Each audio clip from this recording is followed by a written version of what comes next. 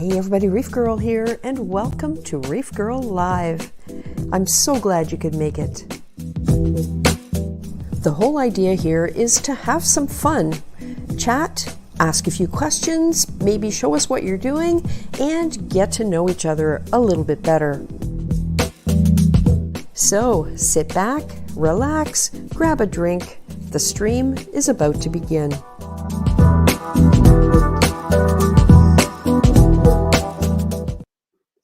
Hi everybody, welcome to another Saturday night. And right off the top, let me say I have a cold. You might be able to tell, so no guarantees how long this is going to go. If I end up getting into a coughing fit or whatever, I'll get my mic turned off right away. I've had it all week. My grandson and I have been passing it back and forth, and I'm actually feeling not bad today. It's a lot better than it was, so we'll see. We'll see how it goes. And yeah, my energy level's pretty good, so who knows how long we can go. So to start with, let me just say I had pretty much a life-altering experience this week. After 8 months, I got my hair cut, finally. And I'm sure many women, and probably men too, can identify with how awful it's been to have to go so long without proper grooming. So that makes me in a good mood right there. Let me say hi to everybody who's here. First in, again, Tony Clothes, UK Reef. Welcome, Tony. There's 11 people, 12 watching. If you guys can hit the thumbs up on your way in, that'd be awesome. Because, oh my God, wait a minute. Forgot to turn the green screen off. This is hilarious. I'm wearing a blue shirt. Sorry. I guess I'm all over the place. Hey, Benny, Filipino reefer. Glad you could make it. Let's party tonight. Let's all jump onto the live. Yeah, hey, I can get 9 more people in here, so let's go for it. And Tony Close says, possibly on a Sunday one when I get the courage. Oh, you know what? I promise I'll be gentle. It's nerve-wracking. I remember what my first few live streams were like. I just, after I finished, I couldn't remember what I said. All that I knew for sure was that I probably did a lot of babbling. So I used to have to go back and watch the replay just to see what I said and whether it made any sense. MB Reef, hey MB Reef, hope you're doing well. Who else we got? Hey, One Golf Jones.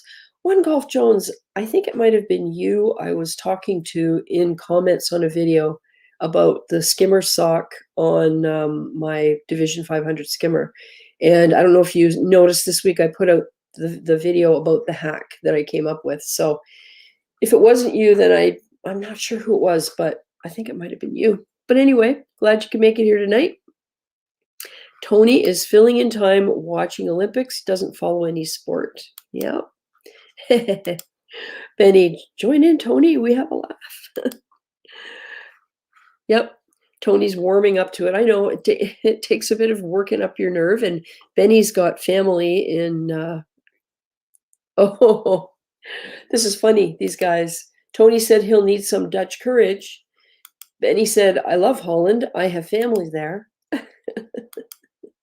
That's crazy. Cool. Oh, Ryan McKellen's starting off with a question. Maybe you guys can help. If you were going to try putting 2 different pairs of clowns from different systems into one tank, would you put the smaller pair in first and get settled and add the bigger pair, or add all at once? Wow, I would think that would depend on, of course, the chat might have answers for you, but I think it would depend on maybe the species of clownfish. If they were maroons, I don't know if you'd end up with success. Also would depend on the size of the tank and whether you're able to set up different anemone stations for them. Yeah, that's an interesting question. Let's see here.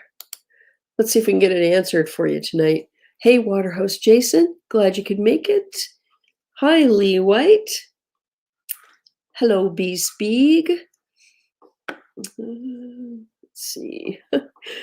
Benny's advising a shot of whiskey, I think, to Tony. Hey, Dawn, Davis Jew, glad you could make it tonight. Hi, Multiple Aquariums. Diego, I hope you're doing well. I think everybody's saying hi to each other. Hey, Nano Joe, what's going on with you? All right. So yeah, there's that, and da da da da. My tank is shipped, even though it was shipped several days after the builder said it was shipped. There's a picture. You can't see it, but take my word for it. It's a picture of the shipping waybill, and they say it's coming by fast freight. It's I guess coming by train. They say it's going to arrive. They say August 9th, which is a week from Monday, and we'll see what happens. I'm guessing it'll come by train to Toronto, which is a couple hours from here, and then it'll go on a truck and come here. And everything on there is right. It says residential delivery, which really was important because we have no way to go to a depot and pick it up somewhere, a freight depot. And the only thing they had wrong was my phone number. So I emailed their customer service to get that right, because I'm sure they may need to call me just to make sure somebody's home. And you know what that's like. If they call you and nobody's home, they might not come. So we want to make sure we don't interrupt the communication. Let's see. Hey, T40. Hello, everybody. I pray everybody's reef tank is looking good. What's going on, ReefGrrl? Well, there's that. And the tank thing, I've done all my testing this week, and I managed to zero out the phosphates in the big system.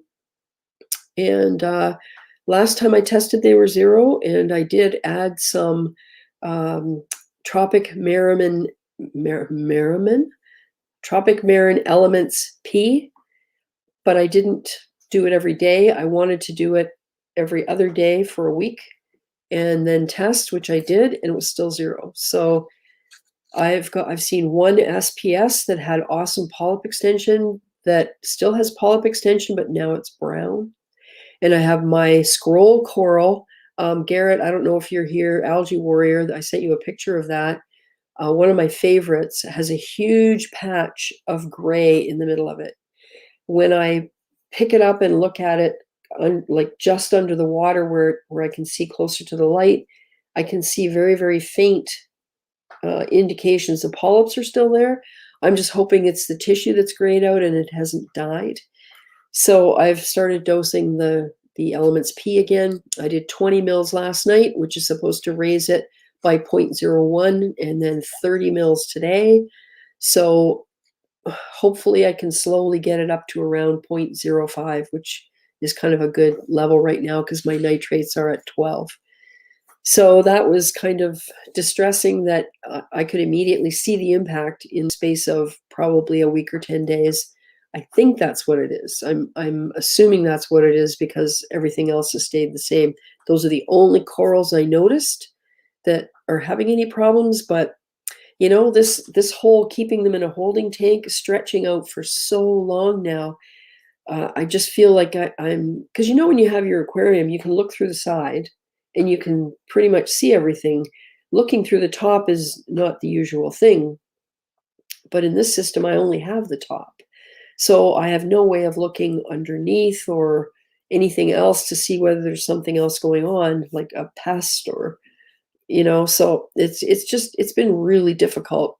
And I'm kind of on tenterhooks all the time, wondering when I go down there to check it out, whether anything's going to have died because it just doesn't have the right environment.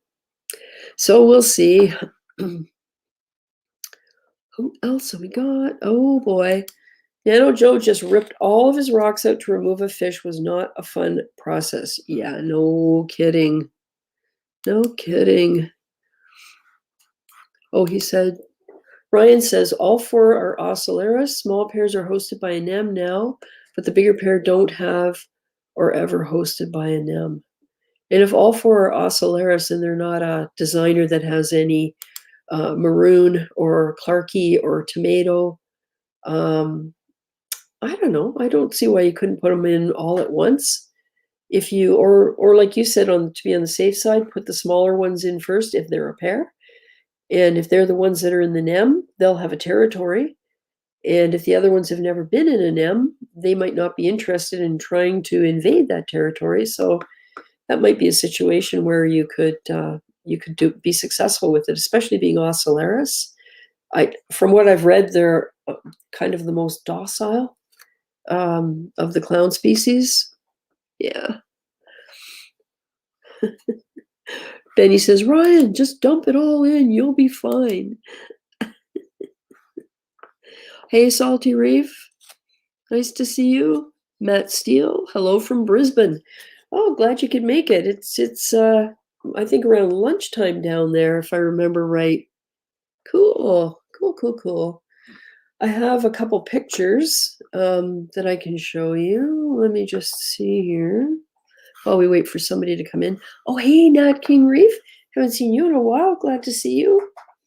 The first would be one I haven't uploaded yet, but I'll show you.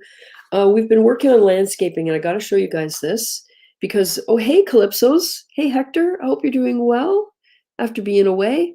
Oh, 10 a.m. Sunday, Matt Steele says in Brisbane. So we've been working on landscaping, and of course, we got to have a water feature. So this is part of the finished front. I'll just show you this while I look for this other picture.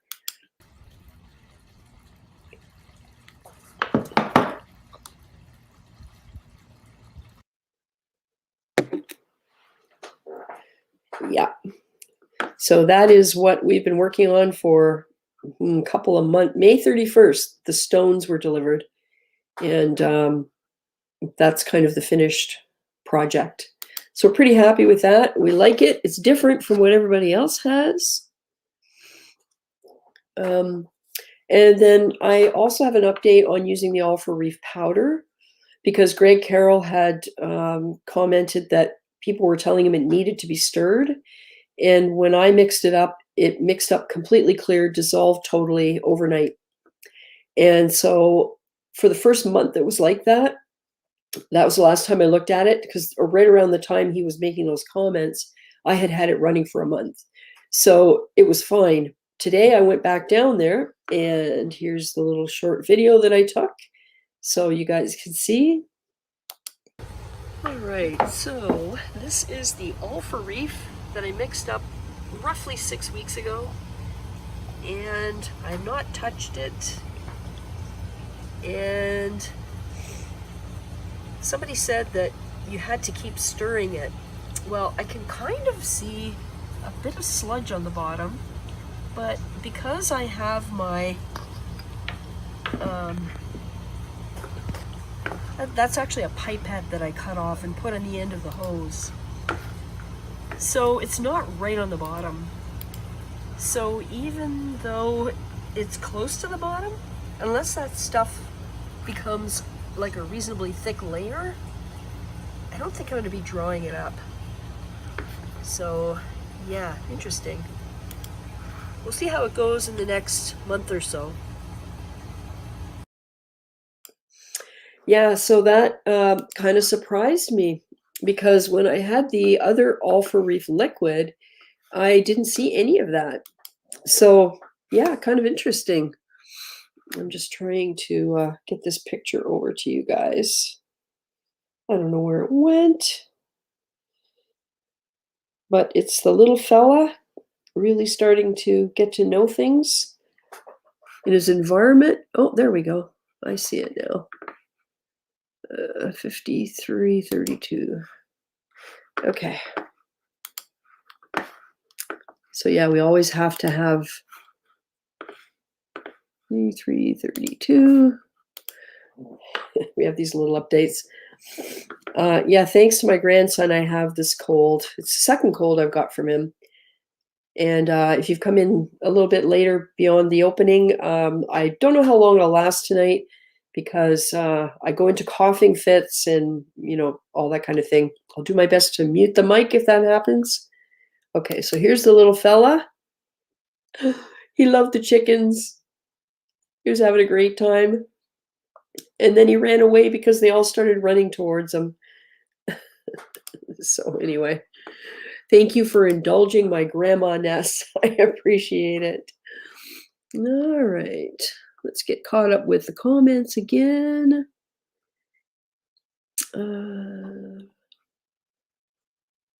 You guys are all talking about popping in. By all means, do birds like the fountain? We don't know yet. There's the way we've got it set up, it's all above ground. Originally, we had planned to dig the vault underneath and make a waterfall. But the more we looked into that, the more complicated it got. And so eventually we just decided to get that vessel. And I have a $20 Amazon outdoor fountain pump in there. So we made a basket for it so that we could put rocks in the basket and keep it in one place in the middle. So the basket is maybe 2 inches below the surface. So I don't think it's quite tall enough for birds to actually sit on it. I'm thinking if they wanted to actually reach the water, they would have to perch around the edge. And it's quite turbulent. So I haven't seen any birds in there yet. We have talked about getting a bird bath with a solar, you can get those solar fountain things. So the water circulates in there and it doesn't get so mangy. But yeah, it's, what's really nice about it is the sound. It just makes a really gentle water sound. It's not loud. It's peaceful. We have to fill it up maybe every 3 or 4 days. It loses enough water to be visible, and it goes down like maybe an inch or so, unless it's really windy, and then the water spray gets blown out of the fountain. That has happened. And I came home one day from somewhere into the driveway, and the pump was operating on about maybe 3 inches of water at the bottom. So it was barely going. So I filled it right up, and I just think it got all blown out and evaporated in a very short time. So yeah.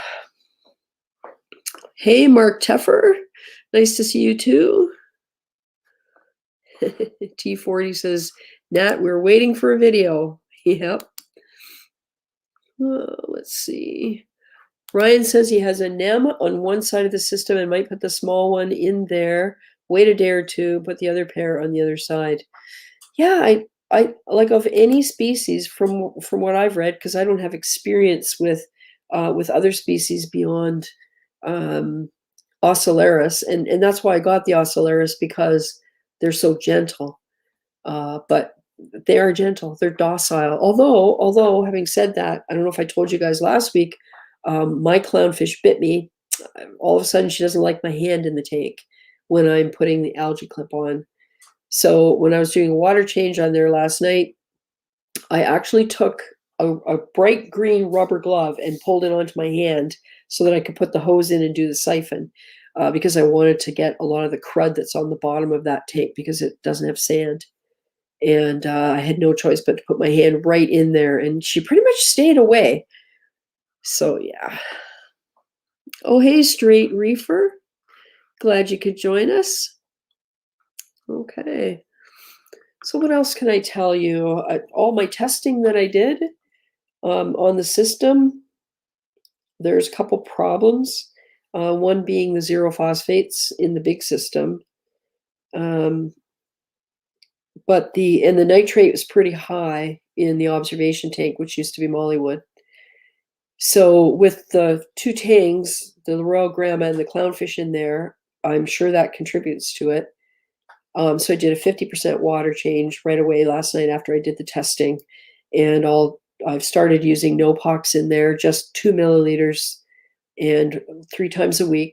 So Friday I'm going to do it again and just see what the results are.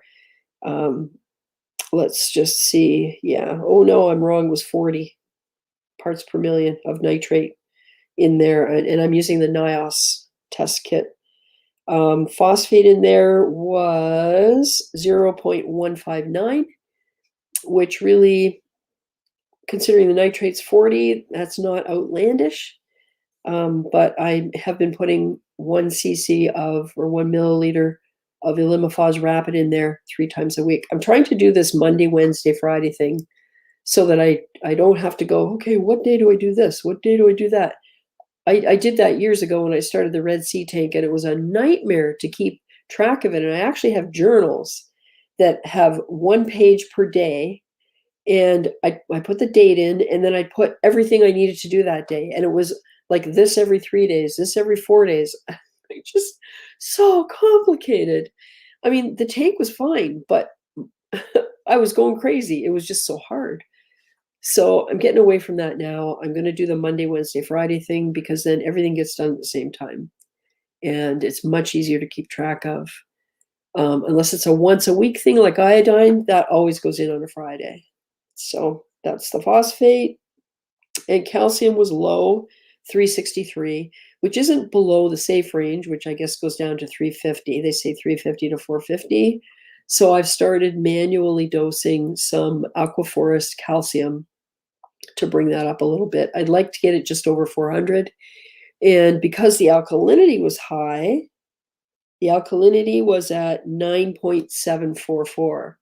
So what that means is I can't increase the dose of all for Reef because the alkalinity is already higher than I want it. And because it's a single solution, that's the only thing I could do to raise the calcium other than dose it separately. So that's why I'm dosing the calcium separately. And I don't know, I smell complicated coming on again. So we'll have to wait and see how all of that goes. But I'm hoping to get everything back into equilibrium so that once the all for Reef, once the alkalinity drops down to around 8, I'm going to see what that dose is of all for Reef, maybe with more uptake of alkalinity as things start to grow in there. That might help. And magnesium was 1350, which is fine. I prefer it at 1400, but 1350 works okay. It's not out of range.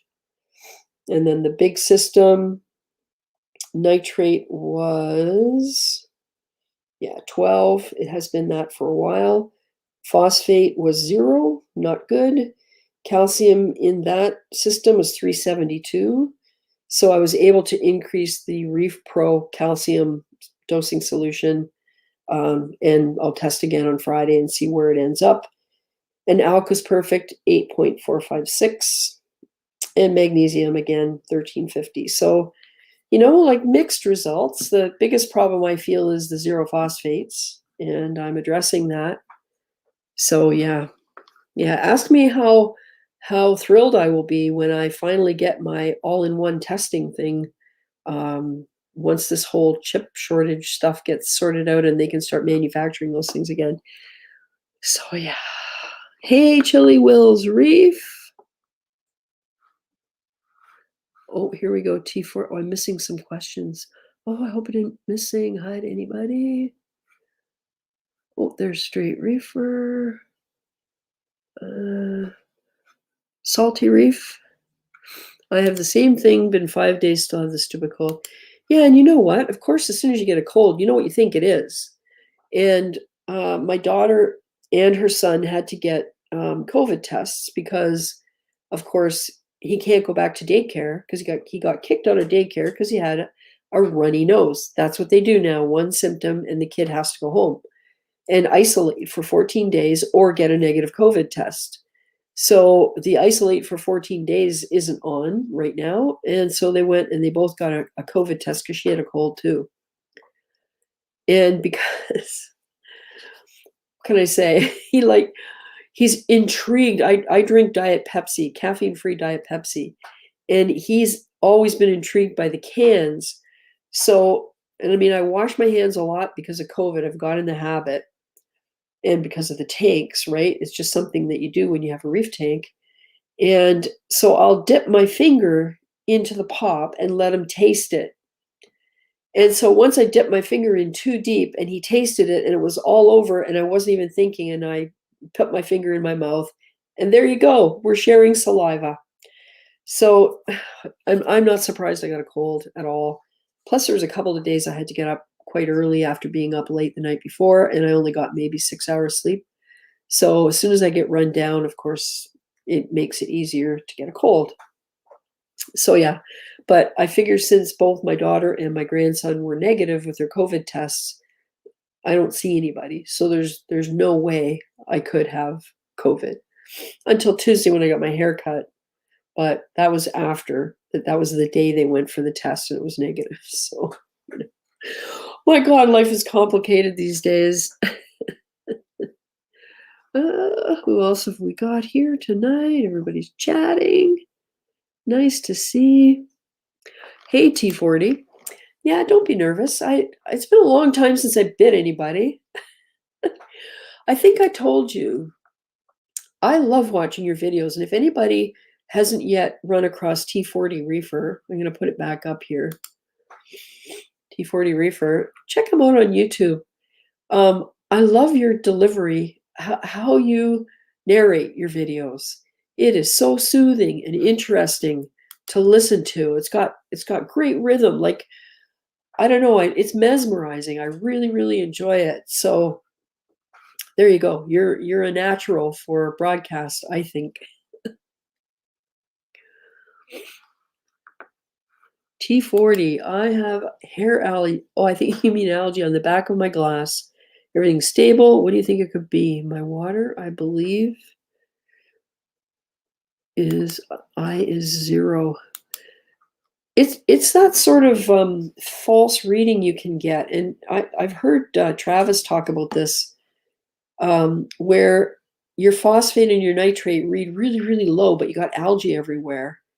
And the reason it's reading low is that it's not available in the water for corals because it's being taken up by the algae. And that's why you have to start removing the algae so that it can't continue to grow. And if you can get something that can graze on it, whatever that is, whether it's an invertebrate like turbo snails or trochus snails are good, or if you have access to somebody that can lend you a sea hare, that kind of thing, those things clear it up in no time. Also sea urchins, and sea urchins don't starve if they run out of algae because you can actually feed them. And if you put like algae on a rock or whatever, a sheet of algae, they will graze on that, just like snails will if they need it. So I have a tuxedo urchin, and I love the little thing. It's living in my Cato right now in the shallow 50 at the very top, because that clump of Cato has a huge area of hair algae, and he's in there just munching away all the time. So as much as I'd like to harvest, as an aside, I would like to harvest some of that and take it to the LFS. I can't because it has algae in it, and there's no way I want to give them Cato that's got some sort of a pest in it.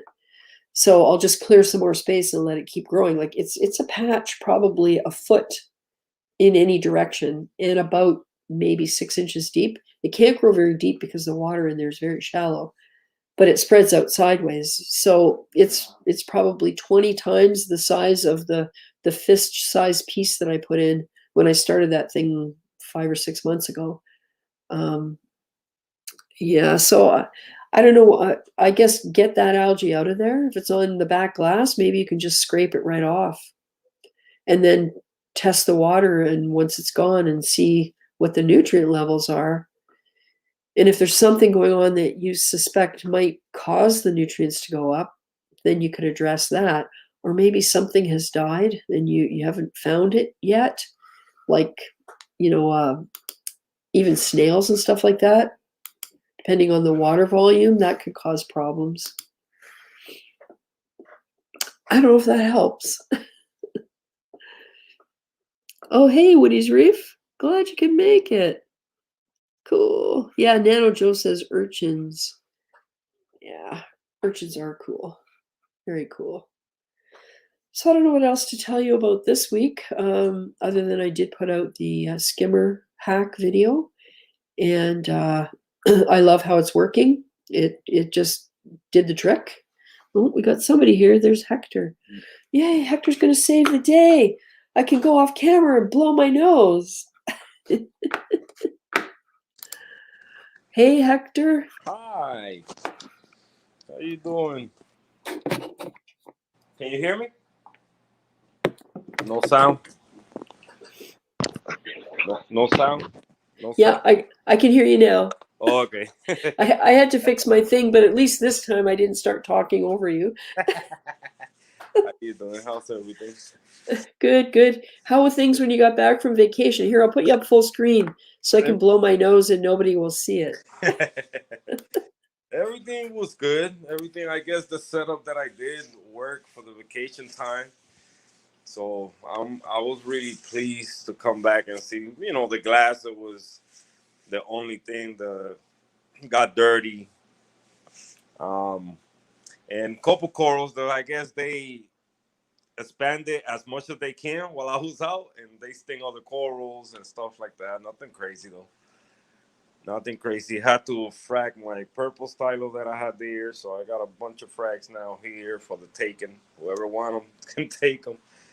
Um, the Ghani stung the green slimer. Yeah, isn't that funny? Like, I never knew Ghanies would attack other corals Yeah, until I saw it happening. yeah, they do. And I was surprised because I thought it was the angel that started nipping at the slimer, Yeah. but this other piece of slimer was here and also had some parts taken off. So then I was talking to Oscar to Insane Reefer Yeah. yesterday, matter of fact, and I saw one of the tentacles just reaching out to the slimer. I said, there we go. Those tentacles get really long. Yep, Yeah, it's true. I've yeah, seen it. yeah. And but that's about it, man. Everything else it was smooth. I was surprised. I mean, I gotta give a shout out to John Silva. He came through on Wednesday over here to check the tank, test the alkalinity, make sure that my setup and all those little bottles that I left, um, it was the right amount. Yeah. So it was at Cool. 8.7. So everything was good. Everything was good. Cool. Oh, Yeah. hey, Marcus's Reef. Glad you could make it. Just came yesterday. I just inspect everything, and then today I took the time to vacuum the sand, do a water change, um, fix the problems because this stylo was already STNing a little bit. So I took advantage. I said, you know what? Since I'm moving the sand around all that, let me just frack the life out of it. So I got all the extra pieces Oh, in there. yeah. Yeah, it was doing really bad. Like it was getting worse, and it's only with the stylos. Because I Yeah. also had another one like that one over there with the blue polyps, and it was here, and also half of it was gone. That's weird, eh? Yeah. Like I was surprised because it was, but I frag it also, so it's in there too. Yep. Let's see if they get safe. If not, then it is what it is.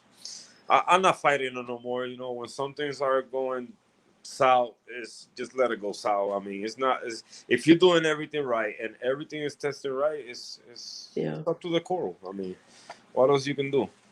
And you know what else? I mean, it's the whole mixed reef thing. Yeah. You know, we got a Exactly. mixed reef, and there are certain things that aren't going to like what something else needs. Yeah. And you'll probably never know, even if you were to say, okay, I like that one better, so I think I'll try and make you never can tell, right? What happened? Are you there? Yeah, I'm here. I just Oh, put the camera down real quick. okay. Here, I'll do this. There we go. Yeah. But yeah, Okay. I think it's a mixed reach thing. It's not much about us doing anything wrong. Yeah. Yeah, exactly. We're doing our best to keep this as stable as possible. So Yeah. And there's an element of you want things to be perfect. I think if you keep a successful reef tank, part of your personality is perfectionism. yeah. So, that's why the one thing out of 100 that's not doing well, Mhm. it makes you overlook the 99 things that are looking great, you know? Yeah, Yeah. definitely. Well, I bought some coral this week. Oh, nice. I don't have it yet, Okay. but the reason it's from the LFS, and I have to go up next week and pick it up, or he might bring it here when he comes down. I don't know if you heard the tank is supposed to arrive August 9th. Oh, nice. I know I Finally. didn't have Yeah. the time while I was down there. I did a couple things, but I didn't have the time to look at videos. I was just spending time Yeah. with my daughter. Yeah. No, I just said tonight that I finally called the guy, Okay, actually okay. talked to him personally. He answered the phone, and I got the tracking number, and I looked it up in August 9th. And then he Wow. sent the way bill to the fish store guy. But he said to me on the phone, he sent it to Aaron, and I'm going, okay, I don't know who that is. Mm-hmm. Well, it turns out it's the fish store guy from another branch of this chain of fish stores. Oh, So okay. he sent it to the wrong person. He said it was shipped Monday. The waybill says Wednesday, Yeah. but the tracking says it was picked up Friday. Mm. So who knows? It's coming Mm. by train. It's one box that's 68 by 66 by 72. Whoa. So it's going to be like a giant wooden Mhm. box. Yeah, yeah. And I'm going to trust that they're experienced enough that they would have put the stand in on top Yeah. Yeah. so we can get it out first, right? Mm-hmm. So, Everything's gonna be okay. Everything's gonna be okay. yeah. OT40 says, thank you for the advice. I appreciate them talking to me. Oh, thanks, T. I appreciate that. I do my best, and I know sometimes I ramble. So I'm trying not to do that. So Hector, what do you think? They're talking in the chat about the BRS purchase of Neptune. Oh, hey, Adrian Mitchell. Hello. Um, Okay. Yeah. What do you think of that? I mean, for me, it's a good idea since they both doing different things. You know, BRS is experimenting a lot with chemistry, with the tanks and all that. They are experimenting in automatization of the system and bringing new things. So, I mean, they both combine ideas. It's gonna be great. Yeah. Yeah. It's gonna be a nice experience to see what's gonna come next. Yeah. And I think people are in general afraid when Hmm. companies combine to make a bigger company. Yeah, yeah. But I don't see it that way. I No. see it more as, like you said, they Hmm. each bring their own areas of interest and expertise. Yeah, yeah. And it sounds like now there might be enough money to accomplish some of the research and stuff they have to do to Exactly. come out with ways to solve problems for us. And I don't know if you listen to BRS live streams. I can never seem to catch them live. Hmm. But I often watch the replays, although I can't say I've seen every one, but I've seen often enough where they talk about wanting to solve problems. And there Yes. is a whole one that's only about if you could have anything you wanted created to help you do your keep your reef better, what would Hmm. it be? And so that's kind of their mindset. And so Yeah. if you apply that to a company like Neptune, who has the software side of things, Yes. Yes. like, It's gonna who be knows great. what's going to happen, right? Yeah, it's gonna be great. Yeah. Yeah, you know, like any company is gonna be there for the money, but they show a lot that they in there to learn and make us Yeah. better as a reefer. You know, so when we do something, we be success. Yeah. Yeah. And I mean, it's really easy to be cynical and say the only reason they're spending all that money on Yeah. all their investigates is so they can make money. Well, you know what? I don't think so. Yeah. Because they could make just as much money by putting out how-to videos and not even bothering with the rest of it, Mm-hmm. because they've got so big now, and Yeah. because they have the power to do free shipping and big giveaways and all of that. Yeah. They could just rely on that. But I really think because they're passionate They're about it. passionate about it. Yeah, they reefers. They They're reefers. not bean counters, Mm-hmm. and as long as the bean counters are never in control, Yep. then I think it's just good things can come out It's of it good. for It's gonna us. be for me. It's gonna be good. It's gonna be good. Like, Philip Benny doesn't like BRS. who Yeah. doesn't like VRS? Benny. Cause probably he never won a giveaway. Yeah, I don't know, maybe. Well, quite honestly, I don't like Marine Depot. Yeah, yeah. And that's based strictly And I on don't a I and I really don't like much saltwater aquarium. yeah. So Well, I had a really bad customer service experience with Marine Depot, yeah. and it was so bad. I vowed I would never ever be a customer of theirs again. And yet there are people who can't say enough about how great their customer service is. Exactly. So, Yeah. everybody has their own basis of experience where Mm. they make these decisions. Yeah. Yeah, B-Speak says it wouldn't bother me as much if it was just BRS. It's the venture capital investment company. Yeah. Yeah. Yeah, yeah, yeah, yeah. I mean, and at the end, we got the option if we want to buy their products or not. So, Yeah, that's you know, right. And I don't even really have that option because yeah, A, look at that. nobody in the States wants to be bothered to do the customs paperwork to send Mm-hmm. stuff here. And B, the shipping is stupid expensive. Yeah, yeah. Yeah. Yep. And you know, Benny, you're right. Stick to your LFS. Like I totally I could totally agree with that.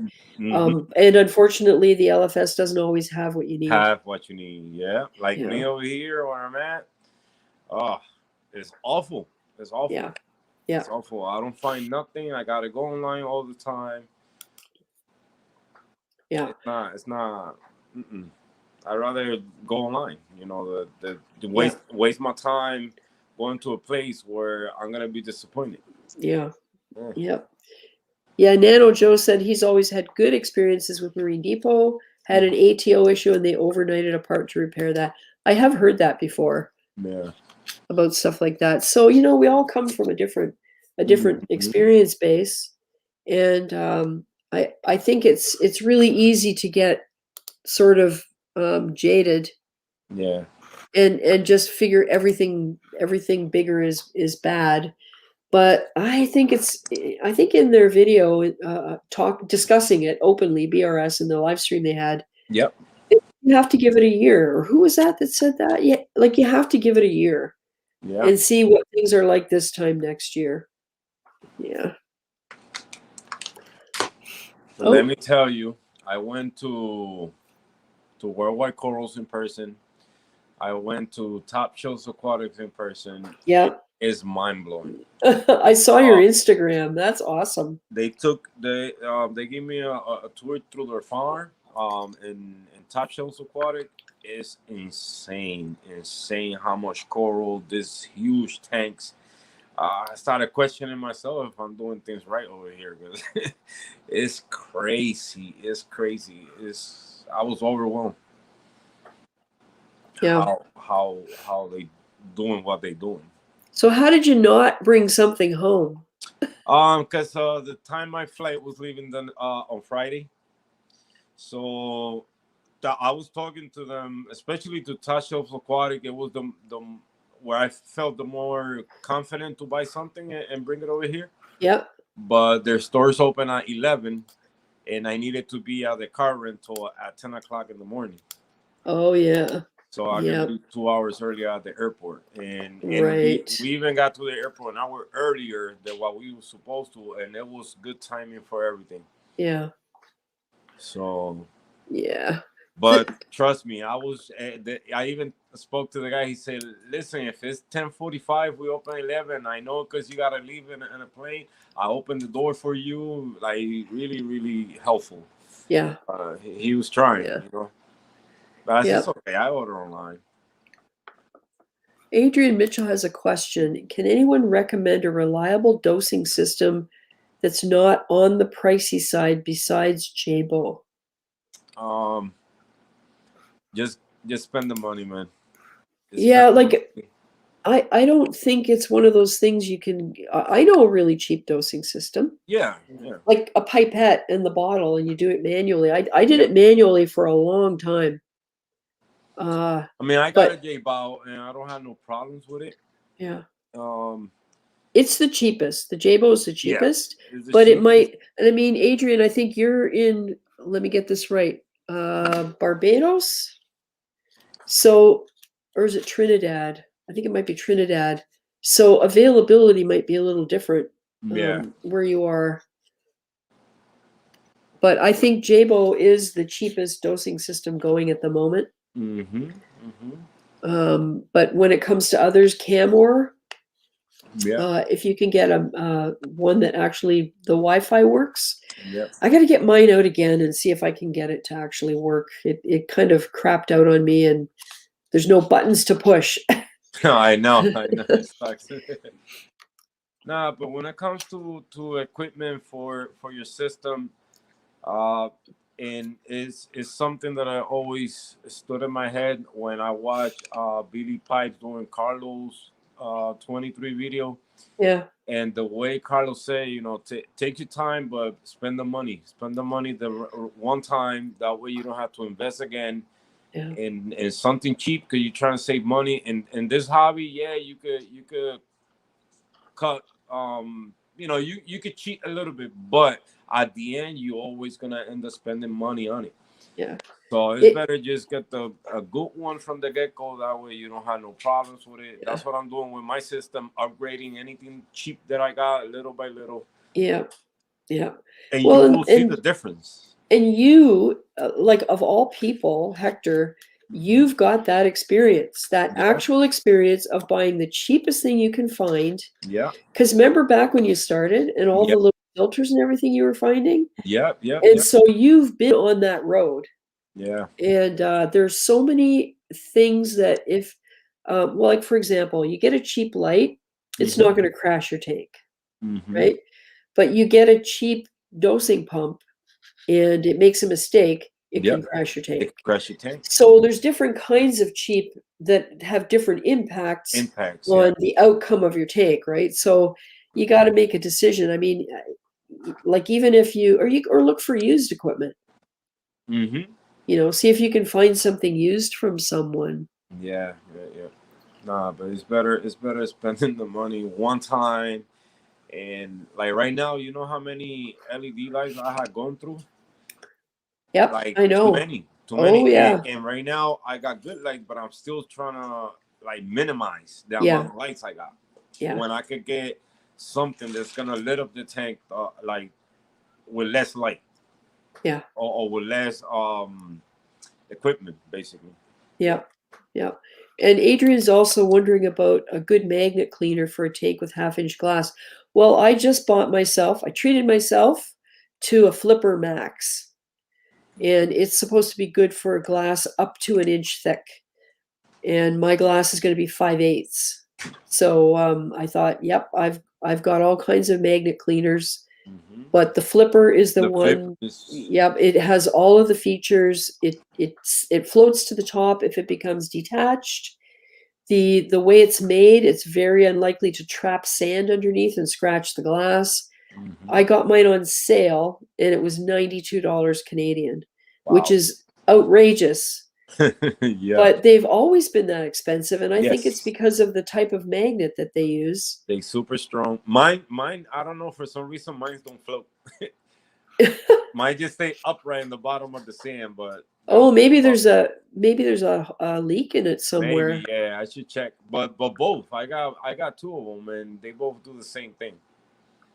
Yeah. Well, but I should check them. I should check them. Yep. Hey, the Herm 14. Hello, everyone. Hi, ReefGrrl. I believe BRS will bring more to us hobbyists with now having more R&D to develop more for the hobbyists with the merger. Yeah, it's hard. It's really hard to say. I mean, I'm very fond of saying I am the apex, and I would get a T-shirt with that made, but it would probably violate some kind of a copyright somewhere. But so I've never been interested in the apex because I started the hobby in 2010 and the apex came out, I think, around 2014, 15. And of course I was interested when I first saw that it was available, and I started reading the forums, and it was early days and people were having problems, like tank crashing problems. Yeah. And I can't remember how many hundreds of pages that I read about that. And the conclusion I came to is that if it requires such complex programming that one single mistake can crash your system or be catastrophic, it's not something I could trust. And I know there are people that are really good at it. And I know there are lots of resources out there if you get one and you need help. And I'm not minimizing any of that. And I know there are people who have them and love them. But for my personality, I would never be able to relax with that thing because I would always be worried that I made a mistake somewhere. Look what I just went through. I wouldn't trust because of the same thing. I see people that have problem with them and all that, and I don't got no controller. And I went real confident to my vacation with no Yeah. problem. With no Yep. problem. Yeah. Yeah. What about getting a webcam? Have you ever thought of doing that? I do have one in my cart. I just haven't hit that purchase. But Yeah. I will get one in the. I mean, yeah, I will get one. I will get one. Cause this trip was an emergency. I think next trip is me. I'm planning to go to ReefGrrl, Chicago. Oh yeah. Yeah. Yeah. Yeah. So I'm gonna go to that one, and then after that, and that's only gonna be for a weekend. But me, me and my girl, we talking like to move out of state, go down south. Oh yeah. Yeah, yeah, So like closer to Florida? yeah, closer over there. Yeah. Yeah, not only because of the weather and all that, but it's time to move out of here. It's the cold. Um, I don't know. I need a big change in my life. Yeah. Sometimes that's the truth. And I've been through a few big changes in my life, Yeah, and it's one of those things where as long as you have a plan, yep, yep. you have a plan. It doesn't mean you're going to do it, Mm-hmm. but you make the plan and you put the things in place. You Mm-hmm. do the research, you figure it out, and one of these days something's going to happen and you're going to decide it's time to start enacting the plan. Yes, yes. And it's amazing. It That got me through another 6 months of working at a job I absolutely hated because I had the plan, right? Mm-hmm. Yeah. The Herm says get the flipper float. The original version will sink. Yeah. Okay, so But you that's know probably what? what I got. There's two. There's the flipper, which is the original one, Yep. and there's mag float. Uh, They are not the same thing. The mag float is, I don't want to say a knockoff because I don't know for sure. It works the same way, yep. but it's not the same thing at Yeah, all. not the same one yet. It's Yeah, 'cause I cheaper. never heard of flipper float. Yeah, it's cheaper. But I thought the flipper, I read the description of what I bought. Oh, maybe I bought a mag float. That doesn't matter. I got 5/8 inch glass, so now I'm covered for cleaning. Yeah. Oh, Mark Teffer says I can't imagine not having my Apex now. Yeah, yeah. I've heard that from a lot of people, and you know what? That's valid because you're speaking directly from experience, and I'm only reading people's experience and people's experience that was, I won't say traumatic, but that they felt was important enough to share. Because there's going to be, for every one person that goes on and writes 5 pages of problems, there's going to be 10 people who have no problems at all. So they Yeah. never go on there because they don't have anything to write about, right? So Mm-hmm. I recognize that, and that's probably true for most things in life. Yeah. Oh, hey, Lynn Reef Nerd. Just listening in and doing some tank maintenance. Cool. Cool. Lynn, I don't know if you heard the beginning. My tank is due to be here August the 9th, which is a week from Monday.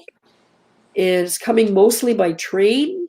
And then they're going to unload it and bring it here by truck. And the waybill says residential delivery, truck with a lift gate. So that means they're going to bring the right truck with the right equipment to get this thing in the garage, considering it's almost a 6 foot square. Like it's almost a 6 foot cube, this thing. Wow. So I don't think I'm going to appreciate the size of the thing until I'm standing right beside it. Yeah. No, I'm telling you, I saw those big tanks, and a big tank looks so much better.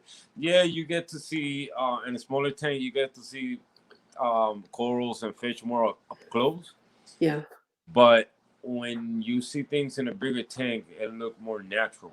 Yeah. Like the amount of water, you see the fish just minding their business, going Yep. everywhere. Yeah. They don't That's get what I spooked that want. easy, and it's just beautiful, man. Yeah. That's really what I'm looking forward to, is just the natural kind of ebb and flow and moving around, and Mm-hmm. and I want the big corals, man. Yeah. I mean, my Duncan colony is about the size of a honeydew melon. Not quite the size of a soccer ball, but pretty close to that. Yeah, And I have a couple that's of big. and I have a couple brain corals, like the corals that I got this week. There's two of one species that are different colors and one of another species, and they're rare. They don't even have a common name. But the growth habit is the one particular one is looks like a brain, like a maze brain, but it's not, and it grows into like a dome shape.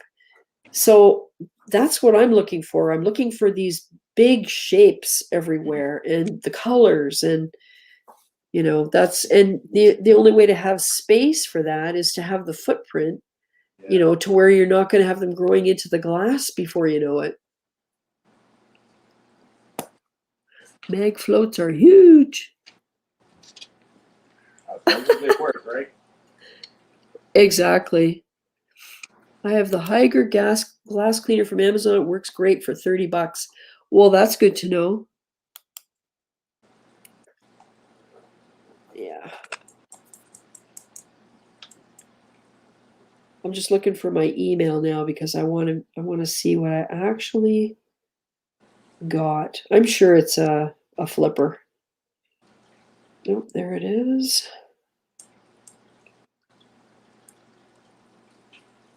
Flipper. Yep. The Flipper Max aquarium magnet. Max float. Max flow, okay. And then I got a package of 2 replacement blades to go in it. So And the Flipper Max Flow, that's the name of the one that floats. yeah, I'm guessing it must be. And it's for glass up to an inch thick. But let me tell you, if you put it on quarter-inch glass, you won't be able to move the thing. Yeah, Because I've been down that road. yeah.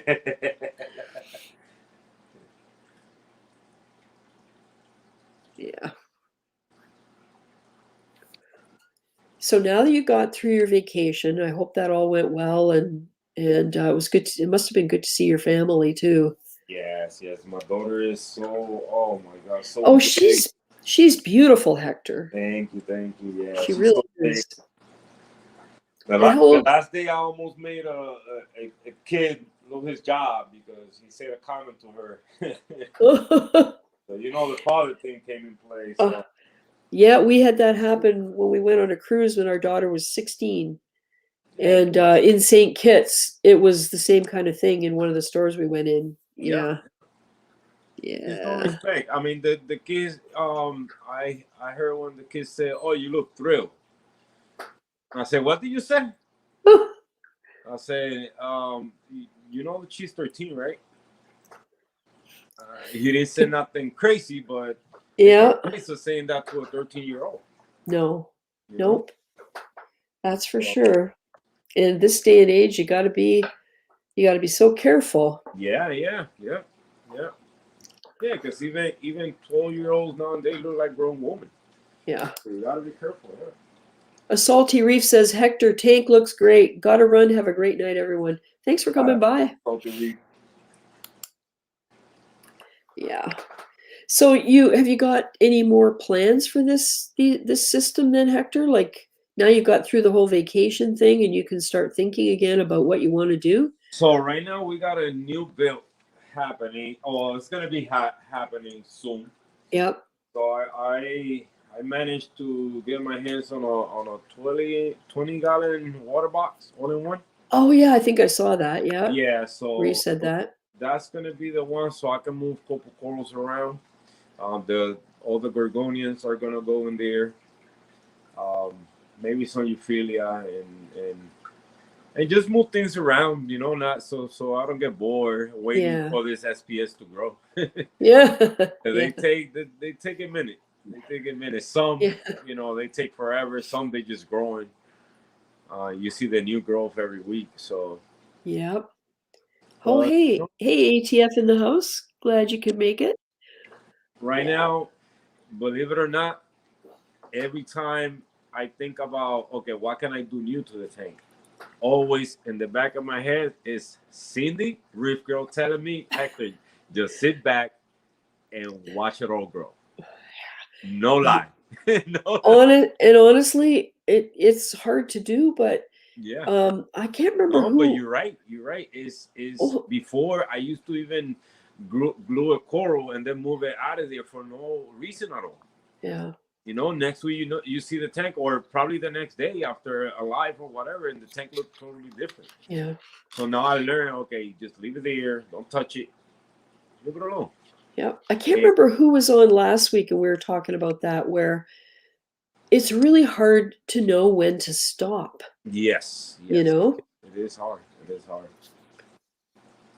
It is hard. You see something, out of nowhere not doing good, so you think I don't like the spot where it's at no more, so you want to move it to see. But Yeah, I learned the hard way. When things are gonna die, they're gonna die. It's nothing you can do to stop it. With some, some is maybe something wrong in the tank, but when it's one coral only out of yeah, 50, 100 that you got in the tank, yeah, it was meant to happen. yeah, I mean, you cannot be making changes because of one coral, because you can kill everything else. yeah. Exactly, exactly. And you don't even know if Yep. the change you're making will be better for that coral. Yep. Yeah. Exactly. You just experimenting with it. I've moved a lot of corals between the two tanks now because I have the tangs Mm-hmm. in the observation tank, the 40 gallon. Yeah, I have a Desjardins and a purple tang in 40 gallons. Yeah. And so I've been taking rocks, separate rocks that have algae all over them, and it's causing problems with the coral. And I put them in that tank, and within about 4 days, they're all cleaned up. Wow, look at that. And so then I can move them back and then put another one in. Yeah, look at that. So that's working really well. And I learned that, in time that like we gotta leave things alone. We gotta leave Yeah, it alone because I had the peach hammer that I got from Kung Fu Corals from California. yeah, At one point, it just closed. One head started like receding. I said, "Uh oh," but I didn't do no changes. I didn't go crazy. All I did was I think I did one dip on it. I did one dip, put it back in the tank, did a couple water changes, kept doing basically what I do to the tank, cleaning, and now it's back. So yeah, yeah, the head didn't die. So, yeah. And sometimes you don't know, something could have bumped it. Like a mm-hmm. fish could have run into it, damaged the tissue a little bit. Yep. And if it detaches at all, I think with those corals, depending on where the flow's going, sometimes they can't reattach. Yeah. Yep. What I was Adrian, thinking it was more the I don't remember if I had the pick me angel in the tank when that happened. oh yeah, yeah, So maybe it was that. yeah, Um, but I don't remember that good. If that fish was there when that happened. yeah. But everything's good now. Everything's good. The soas, I mean, some soas they just receding. A couple heads out of the same colony, they doing good. So I'm not stressing it no more. I'm not. Yeah. Yep. It's just it's the ebb and flow of how things go, you know? Yeah. Yeah, Adrian Mitchell's wondering what foods do you feed your fishes and corals? I think MB's talking about it. So how about you, Hector? What do you actually feed to the tank? Right now, I'm going with this theory. If you got nitrates and phosphates in the water, you don't need to worry about nothing. That's what I'm doing. I only feed the fish. Fish poop. They feed the corals. That's Yep. how I'm like. I got brand new amino acids that I'm not using. I bought ReefGrrl. They're still there. I do put a pinch in there, just to, just for the habit that I had before of feeding the corals. Yeah. But no, I haven't. Like even when I don't feed, I see everything good. So I would say as long as the nitrates and phosphate. But when I do feed, well, I feed the omega-1 marine flakes. Yep. I feed this one. He carry marine. Yep. That one, fish love this one.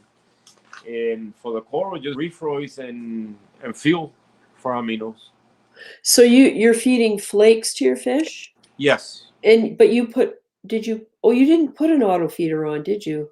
No, I didn't leave it set up. Yeah. Yeah, Yeah. yeah. Yeah. Drama D told me, he say, because I was gonna buy 3 auto feeders for each tank, Yeah. but then he said, what about if one malfunction? And it was true. I said, damn, one malfunction, Yeah. especially in the 40 and the DNT, it's gonna mess up the same tank. Oh yeah. So he said, just feed heavy Sunday when you leave. When John came to the house, tell them to feed heavy that day, and then when Yep. you come back on Friday, since you come in early, you can feed the fish. So that's exactly what I did. Plus, the kids was here in the house. They put a pinch of flakes Yep. while I wasn't here. So Yep. Yeah, I finally started putting out the food in portions. yes. We used to get a friend to look after our freshwater tanks, and there's 9 of them. Mm-hmm. And Wow. so it would take me like several hours the night before we left Yeah. to put the portions in these little cups and then seal it in a Ziploc bag. Yeah. But I did it because the very first time she took her 12-year-old stepson with her, Wow. and she let him just dump algae wafers into a 30-gallon community tank. Wow. And we were gone for a week at a cottage, and that thing was green slime when we got back. Wow. And Yeah. she was joking about it. She says, "Oh yeah, so and so he got a little excited and he dumped a whole bunch." And I'm thinking, why the didn't you stick your hand in or stick a net And in, take because them we out. always leave nets, Yeah. and it well, I think what bugged me more than anything was like she was laughing about it. Laughing about it like it was funny. Yeah. Like, and so it just annoyed me. So I learned from that the Mm-hmm. more you, and like you have said, and what you did, the more you can do before you go Yep. to minimize people making mistakes, Making mistakes. Yeah. the better results you'll have. Yes, yes. And look, Yeah. like I'm telling you, it was like I never left. The Yeah. tank was like the only thing that I was gonna do different, and it was a suggestion from John that he say leave the skimmer cup off, so just let the skimmer running for oxygen in the water. Yeah. And that I did forgot to take it off, but it did ran good, so thank Yeah. God I had no problem with that. But Yeah. everything went smooth, man. Like I learned from that first mistake. I learned big time. Oh yeah. Oh Well, yeah. and stuff that never occurs to you that could go wrong. Yes, yes, yes. That's the stuff that you come home and you have to troubleshoot because you're going like, well, how did that happen? Mm-hmm. Mm-hmm. I got True Skills here. I'm going to bring him in. We haven't seen him in a couple of weeks or probably over a month now. There he is, True Skills. Aaron, Well, hello, thank you. how are you doing? It's been a long month and some change since I've been on, so yeah. Yeah. How are the takes doing? Well, doing absolutely good. We're missing the Coral Beauty. Okay. It randomly just disappeared. No carcass, no dried carcass, no nothing. So I have no clue. Oh my God. I mean, if it jumped out, high probability one of my dogs ate it. Yeah. So, I Yeah. mean, You have any anemones in the tank? yeah, but nothing that would take the size of the Coral Beauty that I had. You'd be surprised, man. Man, You'd be surprised. I have a rock flower that I gave it a silver side. I give it about 75% of the silver side, but the silver sides that I'm giving it Yeah. are the small end of like a fork handle. Okay. But it's about, length of 2.5 knuckles of your pinky. And it won't take that. Yeah, yeah. Wow. And this, my Coral Beauty was just a little, about a good inch longer than that. Yeah. But I mean, I've got a rock flower anemone, but I mean, the other anemone that I have, I mean, it looks like it's out on its way to go. I mean, I've tried feeding it. It just keeps getting smaller. Is this the white one? Yeah, the one that's over in the corner. Yeah, I think we talked about that and figured it probably isn't getting enough light, maybe. It put itself there. Okay. Well, and it could go higher, and it didn't. Exactly. Yeah. It has stayed on that rock even when I had it in the 15-gallon and I sent you the picture. Yeah. It stayed on that rock the entire time until How go is ahead. your tank? The initial setup of the tank was just after my 3-year-old was born. Okay, okay. But it was originally in a 15-gallon. Now it's in a 40 breeder. Yeah, With because a for my experience with anemones, I didn't have success with them after my rock, my sand, everything was over a year and a half old. At the beginning, that was what's happening to me. They open up, they bleached out, they shrink, and they disappear. yeah, regular anemones I've had. That's my same experience. But Yeah. Okay. rock flowers, man, mine have done nothing but got bigger. Like No, mine's doubled and in my rock size. flowers they just disappear in this setup that's been running for over about 8 years. My water, I'm talking about my water with rocks and stuff like that. Not the system, but the water and rocks. Hmm. I only got one left that came back from the dead, and now I want it out of the tank. It's in the wrong spot. But Hey, yeah, Hector, have you used the Vipar Spectra lights, Hector? What? You know those Vipar Spectra lights? Oh, the Viper Spectra? Yeah. No, No. no, I never Okay. used one of those. I heard good things about them. Yeah. Yeah, but never used that one before. I think Inappropriate Reefer, is he the one that used that? Isn't that the one he has on the mangrove? I don't know. Like Adrian, check out Inappropriate Reefer. The one that he had on the mangrove, but now he got a Ecotech now. In the mangrove he had the Aquanite. Oh, yeah. I Yeah, get those Aquanite. mixed up. But Yeah. Benny is saying that he's used them and they're good. Yeah. Yeah. Oh, let me bring back my camera real quick. Yeah. Oh. I fish. Uh-huh. Yeah.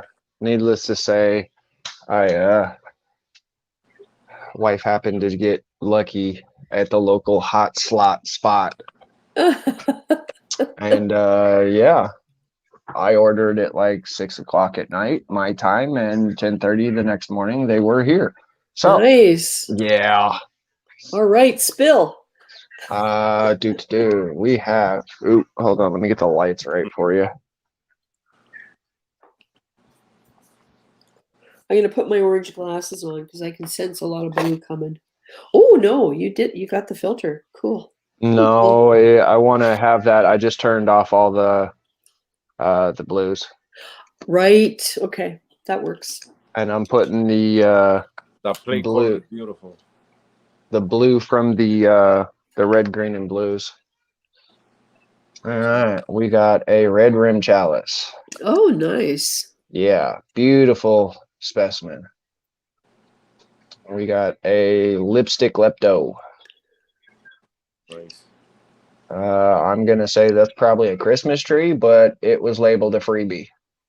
It looks like a watermelon favia to me. And then that one's called I guess a prism favia or something like that. Oh. It's nice and meaty. For a $5 coral, I was not expecting that. Wow. It's a nice size. Yeah. Cool. I mean, for $5, honestly, I was expecting something like this. Yeah. And when you have blue lights on, does it have any colors? Oh, it's got colors galore. Oh, cool. That's fun. Thank you. Oh yeah. Here, let me put my orange glasses on. It's all green. No, that's a camera. Oh yeah, I can see it. Hey everybody, if you put your orange glasses on, you can see all the colors here. Oh, that's cool.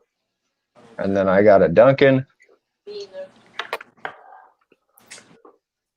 Yep, that looks good. That octospawn, that thing has grown. Oh yeah. Cool. I love those. I mean, the tissue's finally down to where it was originally when I got it. You found it? Very nice. It had receded up probably, I don't know, about yay far up. Yeah. About a half inch up, but we're doing good. As you can see, it must like that spot. It's got to. As you can see, my rock flower Yep. is nice and gorgeous, and right above it Mm-hmm. If I can get it. There it is. Very small.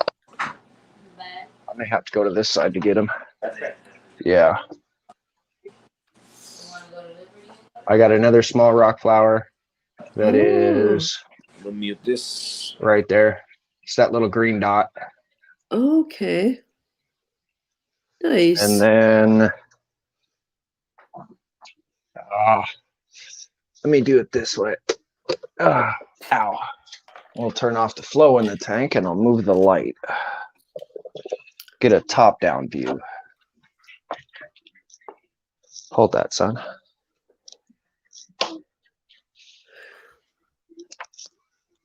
Oh, hey, Adrian Mitchell, what's the name of the glasses? These ones are from Billy Pipes, but you can get these from, I think if you just put orange filter glasses or for aquarium on Amazon, I'd be surprised if some didn't come up. Usually they give them away. Yeah, most of the time they're at Reefapaloozas or any of the major coral spots. They give them away at coral shows, but he's in Trinidad. Ooh, yeah. So have fun with that. Be sent to him. Yeah, Amazon. I was looking for them the other day to see if I could customize them. Yeah. Yeah. So yeah. I did find it's a reefer selling them in there. Yep. I mean, I could fully submerge you guys and put you in the tank, but I don't know how my phone's going to do with having the headphone jack plug in. No, I'm like dead serious. I could take my headphones out and dunk you guys in the tank. I was going to say, I don't think we want you to get electrocuted. No, my phone's completely submersible with not a problem. Nice. But you know, the colors on that green rock flower look nice. Yeah. The one on this side is a yellow or a green interior. Ooh, there it goes. It's a green interior with a darker green tentacles. Yeah. And then this one is a really dark green. Ooh, I got them backwards. Okay, so that one's supposed to be the dark green one, and the tentacles are supposed to be 3 times greener than the insert. And then that one's the yellow one. Yeah, the one on the left does look lighter. Lighter, yeah. Cool. But I had to do a nice little rockscape. Oh, and then the other thing they gave me, I wish I could zoom in with this view. They gave me some zoes. Oh. And I mean, I'm not going to say they're like utter chaos, but like they've got some serious orange to them. Nice. But yeah, unfortunately I had to move around the tank just to make sure I didn't have a coral beauty body in the tank. Yeah, exactly. That's sad. When you lose a fish or you don't know what happened to it, that's the worst. I've been there. That plate coral looks good. Yeah. Well, it expands out, as you can see the radius is shadowing. Yep. That's beautiful. Mm-hmm. And do you still have your Blenny? Your lawnmower Blenny? Yeah, he's right there. Oh yeah, I can see him. Fat guy. The guy with the belly. Yeah, I mean, he's watching you. Yeah, you can see the belly from here. Yeah. I got a little problem with a little bit of allergy, but yeah. You and me both, bro. Oh well. So, yeah. Ooh, she poked her head out. I'm not sure if it's a male or a female. What are we looking at? But I have a sail fin. Oh, nice. Has it got a yellow tail? Clear. I wonder if it's a Pacific or a Desjardins. I don't think it's a Dargini. It doesn't have the spots on the anal fin. Oh yeah, it's a Pacific. I love those things. Yeah.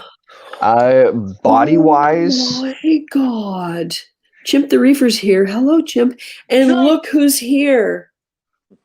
We got to say hi to Lisa. Sorry to interrupt, Aaron. Oh, you're Lisa. good. So nice to see you. I hope you're doing well.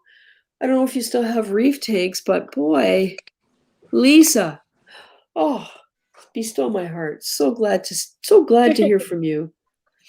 Anyway, sorry, sorry, Aaron. Oh, you're So, good. so where did you get the sailfin? Crazy enough, Petco. Cool. Had been in there for a solid 2 visits, and the visits were about a month apart. Yeah. And same tank, same healthiness from the first time to the second time. It got fat, Nice. and then yeah. Hey, I buy my fish at Petco and they're still alive. So Yeah.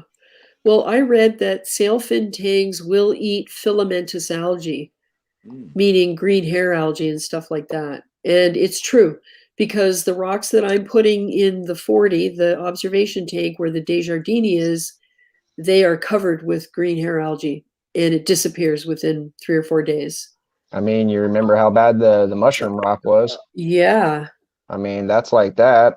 You can see through to see how bad this one was. Granted, it's covered, but this was the rock that was the little bush. Yeah. I just turned it around. Yep. It sometimes takes a while before you start to notice. And then all of a sudden one day you go, wait a minute, that used to be covered with algae and now it's not. Yeah. Yeah. And green star polyps have they grew completely off the frag plug. nice. Huh. Oh, Hey, look at that. photobomb. Oh, and she's Oh, out. beautiful. Wow. Yeah. Look at that. What a gorgeous fish. Full fin, everything. Wow. Beautiful, beautiful. The only Decent size too. Yeah, the only thing that's missing is there's a small triangle in the top left corner, Yeah. or the very top. It's coming back, Yeah. but you can see it up top. Just a Wow. little gash out. Gorgeous fish. Yeah. Yeah, mine's got tattered back edges on both its upper and lower sail fin. And it's the purple tang. The purple tang is starting to be a jerk. And I think I don't have any choice. I'm going to catch the sail fin and put it into the 100 because of the Nice. algae that's in there. And I don't want to put it in the 150 because I'll lose track of it in the back where all the media bags are. All it'll do is hide and I'll never see it. Yeah. So I don't think I have any choice because the purple tang's turning into a jerk. And then I can decide if I want to put them back together once I get the tank up and running. Yeah. And then the beautiful thing that I saw when I got the sail fin, the first time it didn't have a shrimp in it. The second time it had this little booger, and he was actively cleaning the sail fin. Oh, cool. So I'm like, okay, yeah, I'm gonna go ahead and grab the shrimp and the sail fin. Wife's gonna kill me, but I mean, it's actively cleaning. What can I say? And It's not. that's so cool when you see these cooperative symbiotic relationships, Yeah. That's the cool thing about it. And like the tang had come over and like rightfully, popped up, and then it approached, and then the tang started going like this. And legitly at one point in time, the shrimp had the tang cocked off sideways. Yeah, that's nice. It looked like it was, feeding on a chunk of meat. And then, I kind of sneezed and I looked back up and I couldn't find the shrimp or the tang. So Yeah, about 30 seconds later, they popped back up, went right back to the same thing. So I was like, okay, yeah, I'm taking them both. that is really cool. Especially to see it of all places, Petco. Yeah. Well, I mean, back to Inappropriate Reefer, he's bought stuff at Petco that's been successful. You just have to know what to look for and make the right choices, right? Yeah. I mean, it's like these. Granted, yeah, I got these at, one of the local aquarium shops, but it was more or less a all around aquarium, or not aquarium shop, but an all around pet store. But they do have salt. I think all my fish are from Petco. Most of them. Are they? Yeah. Wow. When I lived in Las Vegas, when I lived in Las Vegas, it didn't matter what type of clown I purchased. I never had a clown host an anemone, period. And then I bought a single black saddleback from Petco. And as soon as it hit the tank, 3 seconds into the tank, right into the torch. Oop, oop. So Lisa, you're wondering how I'm doing? Doing great in the new house. My new tank is arriving on August the 9th. It's 360 gallons. That'll probably hold around 330 once rocks and sand and all of that. I got a 265-gallon sump system in the basement in the new house. And that's kind of a summary of where we are right now. I have a cold, so I apologize for my voice. Camaro Kid. Hey, Camaro Kid. My Petco is the prettiest clown I've ever seen. Maroon and white lightning, but its eyes are bulging. Oh. Yeah, I think I'll be dead in a week. Yeah. My purple tank killed myself in. Oh, dear. Yeah, maybe I need to get that sailfin out tomorrow. Yeah, Lisa's Aquatics. Thank you. She can't help it. She's doing her job. Make sure you smash that like button. Yeah, long time no see her around. Oh, thanks, Lisa. Sure miss you. Yeah, I miss you too. When there's another coral show, or someday we'll be able to get together and just sit down and have a coffee or something. Your gold is fake. Don't make me laugh, because then I'll start to cough, and you are not going to like the obnoxious noise that comes out when that happens. Trust me. Oh, hey, Fletcher, right? Oh, Marcus's Reef just sent a small clip. Let's see what he's got.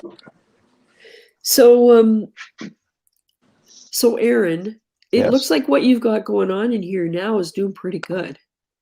I mean, for the most part. Yeah. I'm gonna have to change my salt though. I'm staying Reef crystals, but instead of the purple bucket, I'm going with the orange bucket. Yeah. Yeah, that's what I use. Because now I got a lot more, encrusters in the house. Yeah. That, and I'm just keeping up with my A and B, or my 2-part A and B, and my Coralplex, and every once in a while I'll throw in some calcium. Yeah. I might only put a couple drops in, but I don't think it's going to be something major enough to, completely parameter swing the tank. And have you I can't remember whether you do regular testing or not. For the most part, I'll do something every 2 weeks, Yeah. but I've had enough systems at the point to where I'll pay attention to the corals, and when stuff's not opening, I'll go over and check the, standard phosphate, nitrate, and salinity. Yeah. And if they're all within, acceptable ranges, then I'll start testing for other stuff. Yeah. Because I mean, your glass looks beautiful. The water's clear. I got where is it? Where's my little scraper? Hey, Hector, Mark Teffers wants to know if you dose trace elements at all. No trace element. Just water I found it. changes. Calt water. Oh, yeah. Okay. The calt water is the calt +2, so it has magnesium and strontium. Yep. That's about it. That looks like a good scraper. But I mean, look at the glass. It's like perfect. Little metal edge. Yeah. Perfect. Yeah. Allowed me to scrape off a good chunk of the coralline that was building, Yeah. because stuff like this that's on this pane in here. Yeah. Yeah, I want to keep up with it when I get the new tank, because if you let that stuff It go, was ridiculous. and it's so hard to get it off if you let it go. I mean, the back's starting to get some. If you see through the hole right there. Yeah. Well, behind the tang. But for the most part, other than that, I mean, tank's got a little film on it, but I tried to feed heavy a couple times, see if I can get some growth out of the anemones. Yeah. Adrian is asking me what I'm going to run the new sump. Crazy toys. Yeah, I'll be happy when I get all of the stuff that needs light out of there, because then we can set up a manifold to run things like an algae scrubber. I will be running a calcium reactor at some point, but it's not going to be in the sump. It'll be off to the side, but the effluent will go into the sump. I thought about other types of reactors that I could run. So the manifold will probably have about 4 outlets on it. But until I get the reef moved out, I don't really have any specific plans other than the algae scrubber, because I really like that thing. It worked well. And I plan on having a lot of fish. So they're going to produce a lot of waste, and I'm going to really need to stay on top of that. Yeah. You know, so like multiple methods of export, chaetomorpha, algae scrubber, keep an eye on the nutrients so that I can make sure they don't get out of whack. Yeah. Mm-hmm. Oh, random question. Mm. Does the Darjeeling have to have a solid yellow tail? Mine has a white band where it joins the body, and the rest of it is clear. And my understanding is the Pacifics, once they mature, the tail turns yellow.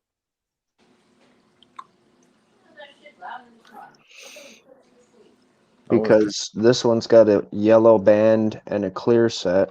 Yeah. Yeah, and the Pacific has the really strong vertical stripes. Because what I've seen of the Darjeeling is the anal fin's got a more of a design in it. Yeah, yeah. Mine's Kinda still like pretty young. It's very small. Kind of like the top of this one. Yeah. Oh, come on, put him back out. There we go. It's got more of a design like the top. Ooh. I'm telling you, one of these days, actually, you know what? I might do it today. Give me 2 minutes. When I do this, I'm not going to be able to respond at all on why I'm doing it or when I'm doing it. But after the fact, I can take a Q-tip and some paper towels and hopefully get my port to where I can come back on the mic. If not, you guys may have to hear me through a muffled mic. But I'm going to dunk my phone. Okie dokie. Oh. Adrian, upgrading from a 4-foot to a 5 or 6 foot. What's the recommended way to remove everything from that tank into the new tank without any problems?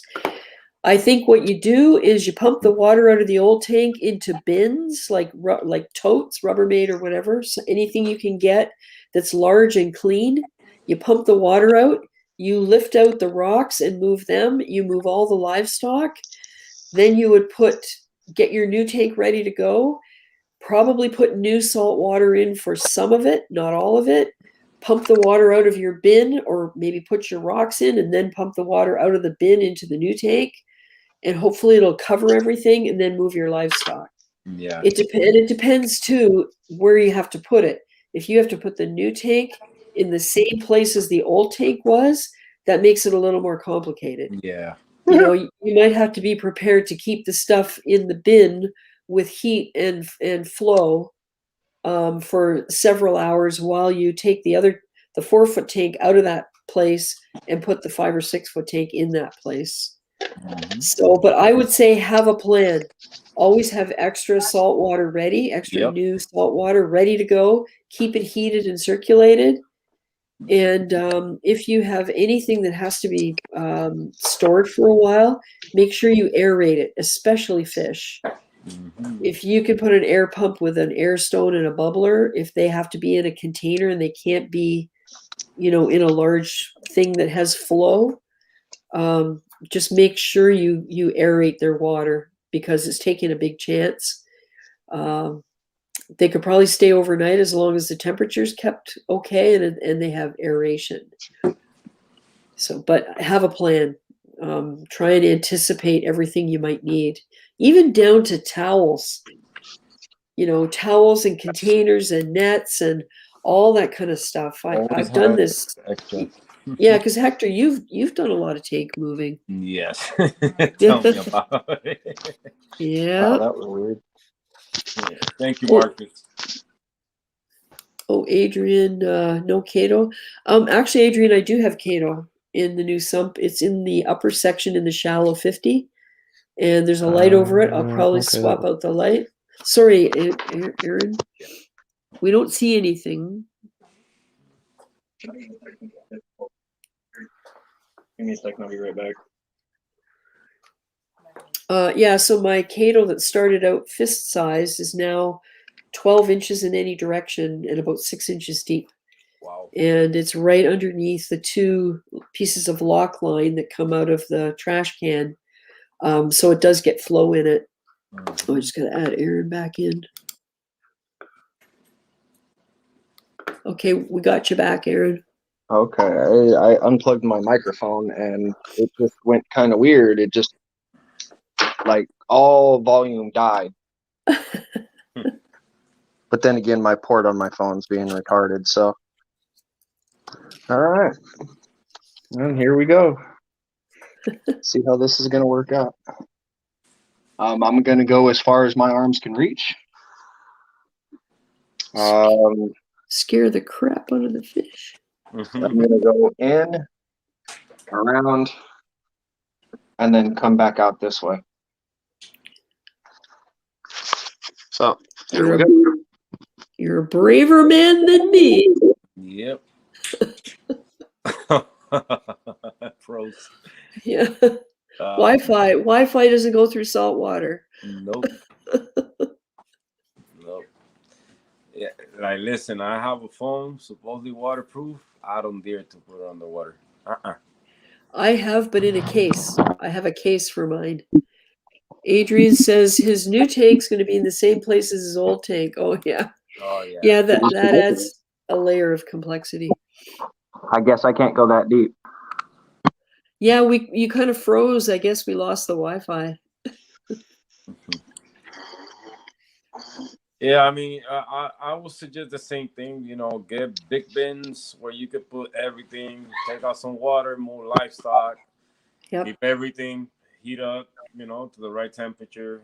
Aerate it, and just take your time, but plan it. Plan it ahead of time. Like visualize yourself going through every step. Yeah.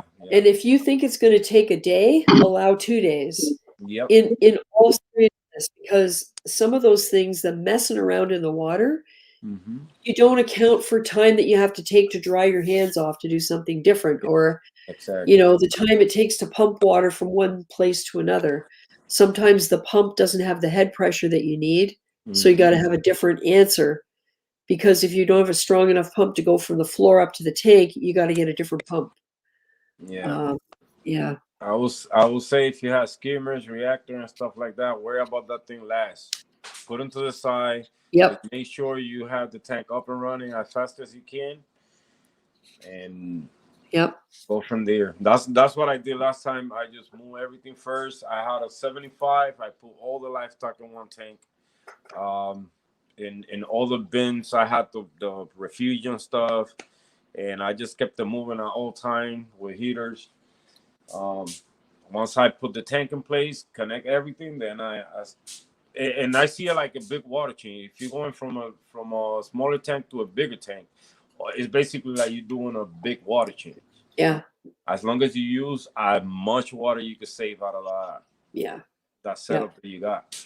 And if you have corals, try to get stress them the least you can, so they don't release that slime that they release, and you have good clean water. Yeah, because the slime will you'll have to get carbon or something to get the slime out of the water. Yeah. Oh, that looks nice, Aaron. That is pretty. Huh. Wow. Adrian, my Cato is still, but it has water flowing through it from 3 different directions because of where it is. It can't tumble because the water's too shallow. It's only maybe 8 or 9 inches deep there, and the Cato ball itself is about 6 inches from top to bottom. Yeah, that looks That's nice. dragon profile, huh? Is that what that is? That's Yeah. beautiful. You know what? I think you're right. It's got that purple. That's the one I got right where the yellow tang is right now. Nice. Oh yeah, yeah. It's got a baby Yeah, nice. right there. Wow. Yeah. Cool. Not sure if I'm coming through muffled or not. I know you guys are. Yeah, we can hear you clearly. It is a tiny bit muffled, but we can understand you. Mm-hmm. That and I got a couple Nasaria snails. They're Yeah. somewhere in here. So you know what? I think what you just got is going to be perfect for the light you have in that tank.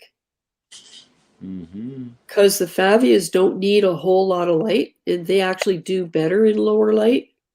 Yes, they do. I learned that the hard. Yeah. I had mine cooking the dragon soul and started kind of like bleaching on me and changing different colors. Yeah. Once I put it in a faraway area where I don't get it do get light, but not as that intense of the middle of the tank, and now it's doing better. Yeah. The color came back. It's looking beautiful. No, Joe.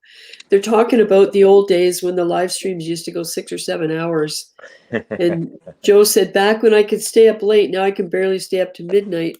Oh my God, Joe, you know what that means? You're getting old. Yeah.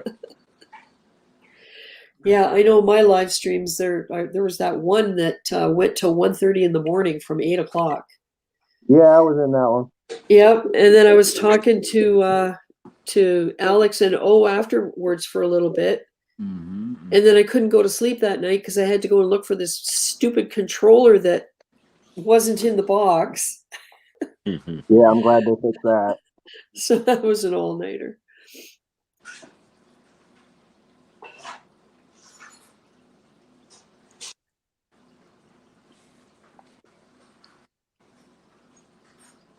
Cool. Oh.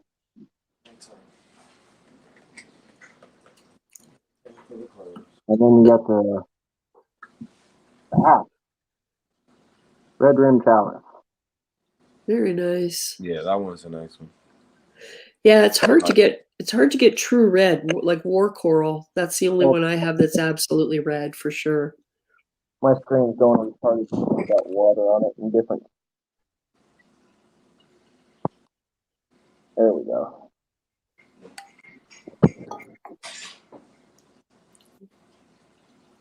Mm-hmm. Cool.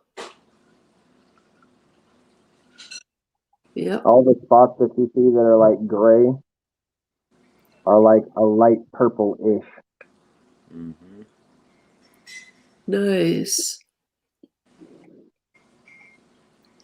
Yeah, I can hardly wait to get some of my encrusting corals going in the new tank. You know, I've got those massive branches that I want to just have covered with all different colors. Nano old fart Joe. New YouTube name. That would work. And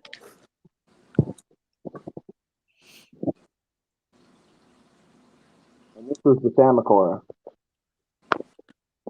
Oh yeah, this is the one we were trying to figure out last time. Yep. Interesting. And does it have any fluorescence under the blue lights at all? Yeah. When I first got it, this side though was solid white. Yeah, it's growing. Yeah. Cool. Yeah, it's definitely growing. Huh.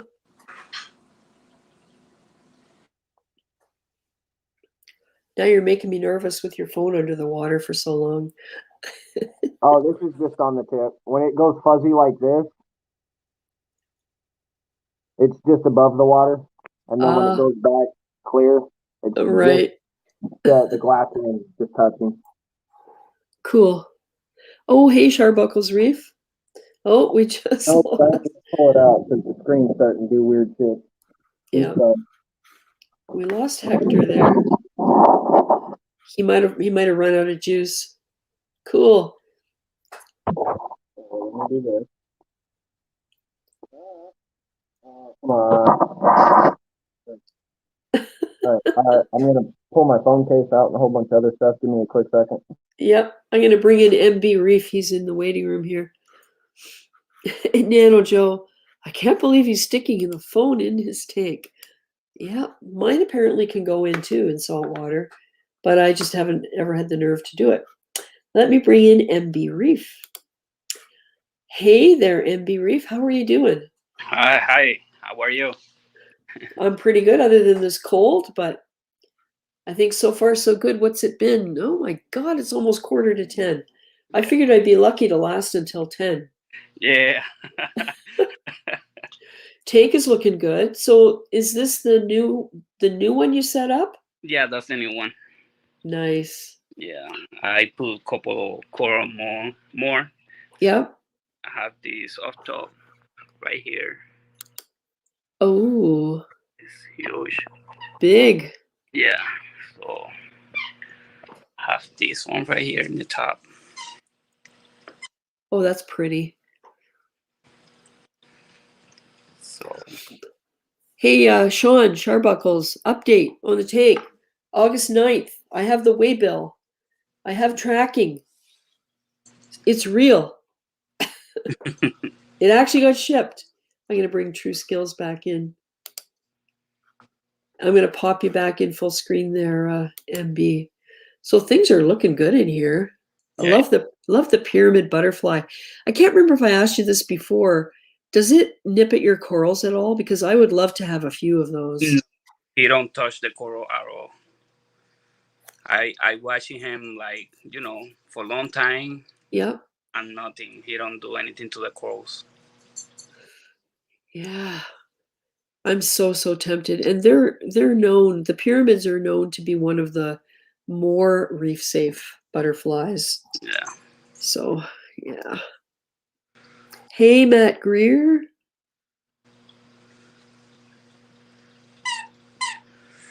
So let me show the other one.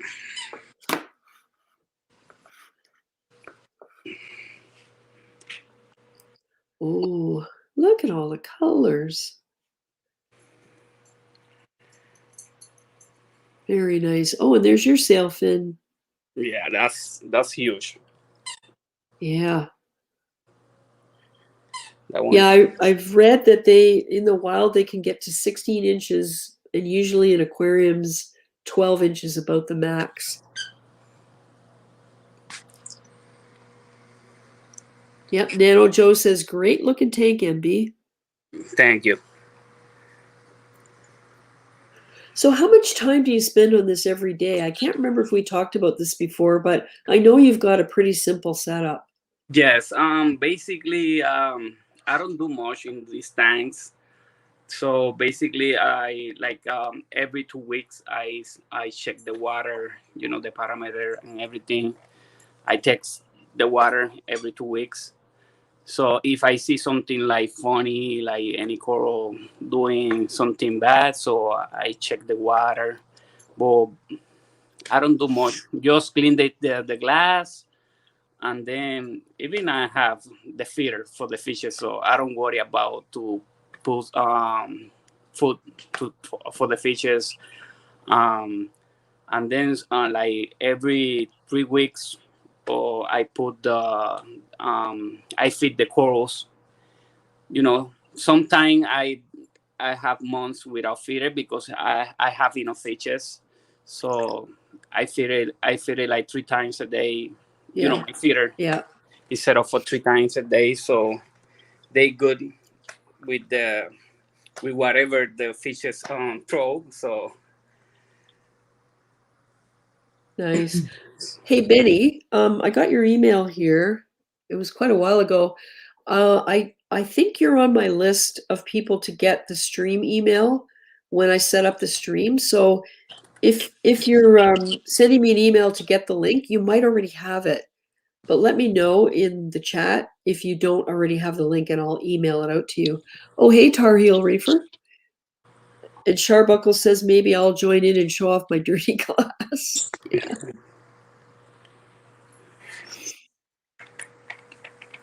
Yeah. Oh, Calypsos is on a phone call. Cool. So, MB Reef, you now have 2 tanks on the go, and I think you talked about the smaller one. That's a 25, is it? This one is a 40. A 40. I Yeah. can never remember. And it's an all-in-one. Yes, all in one. And this is one that your wife wanted to set up? Yeah. Yeah. So when are you going to set up another one for you so that she can get another one? So I'm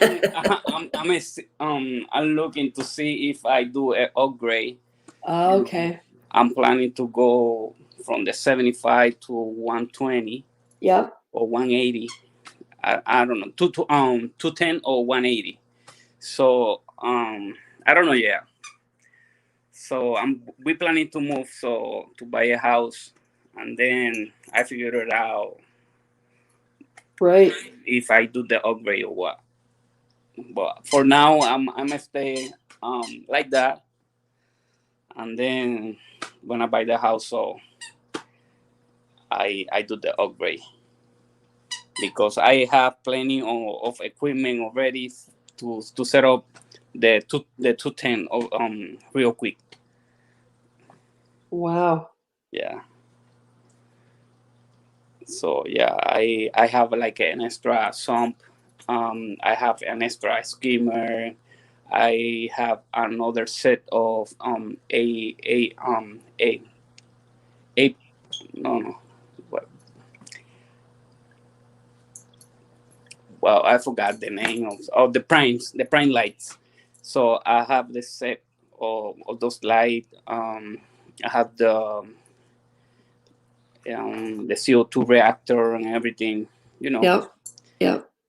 So Well, this is it. If you've got all that stuff, it's not even like it's going to cost a whole lot of money to get up and running. No. I always check somebody came out from the hobby and they sell their stuff for cheap. Yeah. I grab it. Yeah. Yeah, Sharbuckle says that's a 40. I thought it was way bigger. Yep. Nano Joe said I'd hop in, but my lights go off too early because it's an old man reef. Hey, you know what? I think I told you guys my lighting schedule for this room. The lights will come on at around 11 a.m. and they'll go off at around 11 p.m. Because that way they can be on in this room while I'm on the live stream. Plus, that's more closely aligned with when I'm actually awake because I don't get up early. Mine, they go off by 11:30. Yeah. Yep. Oh, hey, Mark Teffer, I got your email. And yeah, it'd be great to have you come in sometime if you want to. It's no pressure. It's fun.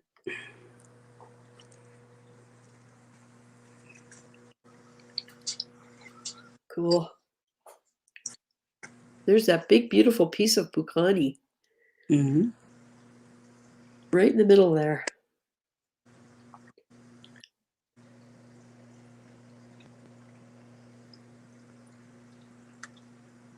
And your fish look so happy.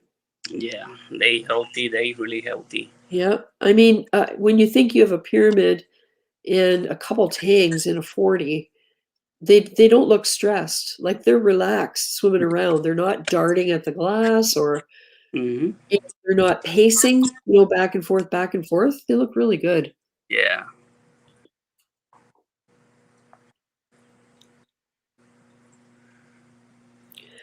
Okay, Benny, you should have got the email.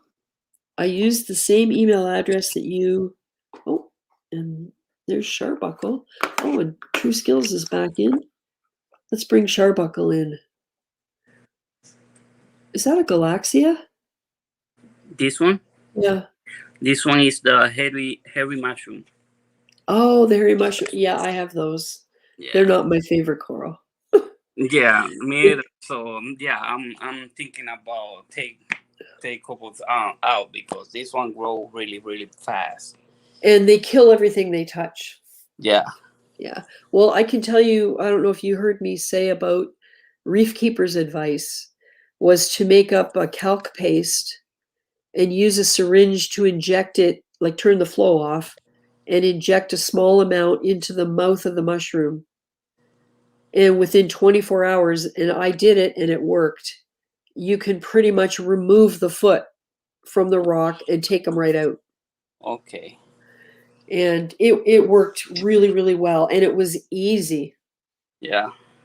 Yeah. Oh, there's Sharbuckle. Let's bring him in. Hey, what's up? I'm just like in a panic cleaning up right now, trying to make. Oh, it's okay. Here, I'm gonna bring True Skills in as well, Aaron, and we got everybody here. Yeah, I mean, the only Alright. residual problem I have is my speaker's got a little like surface water in it. Other than that, I'm good. Wow. All right. Cindy, I'm so happy you finally got your tracking information. Oh man, I did I tell you I actually spoke to Dave? He actually answered the phone. That's amazing. I mean, maybe he didn't recognize the number and it took him off guard. Maybe, who knows? I don't know. He sounded a little flustered. So I don't know whether he's like that all the time, but I'm very grateful that it's not there anymore. Yeah, that's fantastic. And who knows about mine, but he says this week maybe coming up it might be ready, so. Oh, well, but he's going to be in Vancouver on holiday. Yeah, exactly. Who knows? Who knows? But I'm happy for you. I'm pumped. I'm so excited to see your monstrous tank. Well, you know what the funny thing is? When Nick at the LFS said the tank was shipped on Wednesday, like I just felt dead. I had no feelings of excitement. It was almost like I'm afraid to feel excited because it's been such a roller coaster with this thing. Yeah. And had I got tracking information right away and I could have plugged it in and looked at where it was, blah, blah, blah, Right. it might be different, but I was just actually dead. But now I'm starting to, visualize the size of it and make some plans for getting it out of the crate and all that kind of thing. Now the fun begins. Uh-huh. Yep. We might end up with enough wood to send a kid to college. I'm looking to go back to college. Maybe you can pay for my way. Yeah. You never I'm know, not right? lying. I'm not lying. That's the reason why I'm setting up the tank, so that way I can start farming out coral crags. That way I can start, getting the kids ready. Yeah. That was the original reason why I got my tank. Set it up, let it produce. That's fantastic. That'll be awesome. I mean, honestly, my goal is to get myself set up like Fish of Hex. Yeah. I mean, and you know this because you know what he's been up to. You got to work your ass off for 14 hours a day, pretty much to get there or more. Yeah, that guy works hard. One of his greater successes, and we could all probably, attest to this one, is everybody can speak everything they want about their tank and the knowledge and info and all that other happy nonsense. The proof's in the pudding. The man's tank looks flawless. Yeah. Yeah. So, not to mention, he's got the NO3, NO4, got a couple other things. Now he's into a whole bunch of other stuff. I mean, yeah, that's the end result and goal. But to be Yep. able to sell out of my own, display tank and have enough to make money and set up extra stuff to make more money. I mean, that's the end result. Plus, I get to look Yeah. at something really cool. Yeah. Okay, so Sharbuckle, why don't you take us on a bit of a tour? Sure, it's been a while. Because, boy, this tank looks different from when it first got set up, right? Yeah, it's a little more filled in now. I've run out of room. Beautiful. I'm going to have to hit you up for some frags Absolutely. when the time comes. Absolutely. Yeah, we can do a swap, even if it's a swap with money. Because money always goes some way towards buying salt, right? Your money is no good here. Just honestly, anytime you're down, just come on. I'll give you whatever you want. Cool. Oh, we lost MB. I'm just happy that my phone actually works for streams. I don't have to steal my girlfriend's phone anymore. This is kind of nice. Yeah, and you know what? The sound is good too. Sweet. Awesome. Yeah. I just moved a bunch of Favias in here.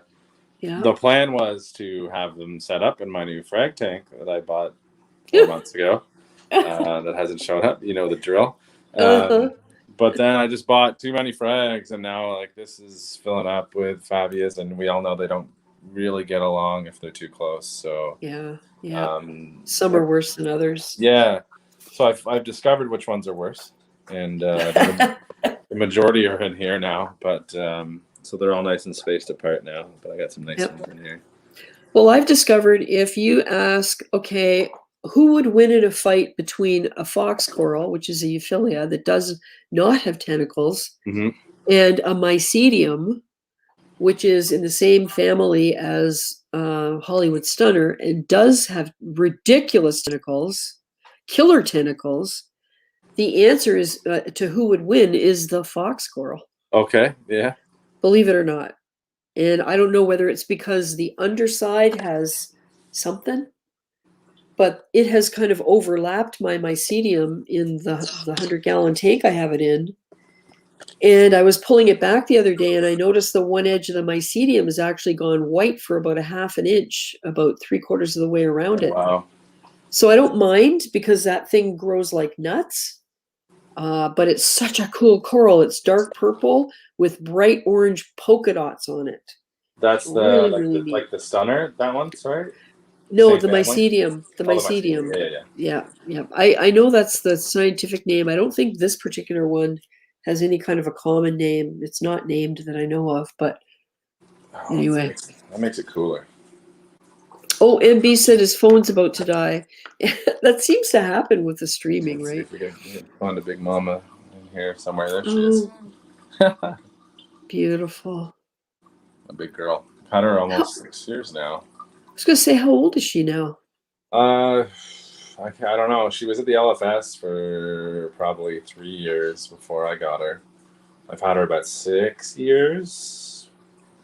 So at least 9, but she was full grown when I got her. So I don't know, 15. And is she a Clarkie or a maroon? Yeah, Clarkie. Yeah. Yeah, we don't have Taryn here tonight. Taryn has been going a little bit crazy. Clown crazy? Clownfish, yeah. She's bought a crazy amount of clowns. I don't know where she keeps them all. They're beautiful. Yeah, I don't know how many tanks she has now, but at least 4, I think. I got a little Ocellaris. I don't know if you can see him hanging out in the hammer back there. Female. Oh, yeah. She was in a new client's tank that I took over, and it was, I don't know if you guys saw it on Instagram, but it was basically just a 33-gallon of just hair algae, nothing but. Oh, man. And 1 clownfish, and about 100 dead snail shells, 100 dead hermit shells, and 1 clownfish. So she's a rescue. So she's in here now. She probably can breathe now. Oh man, it was pretty bad, but it's looking really good now. I cleaned it up and got some new rock in there. Phosphates come down, so it's looking good. Nice. Like this is so colorful. I love it. Well, I mean, the blue lights are on, right, with the orange filter. But here, we'll do this. Yeah, but you know what? There we go.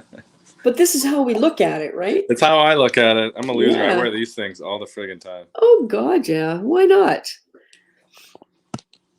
There we go. Yeah, I was having serious nitrate issues for months and months and months and months. So I stopped dosing everything I was dosing.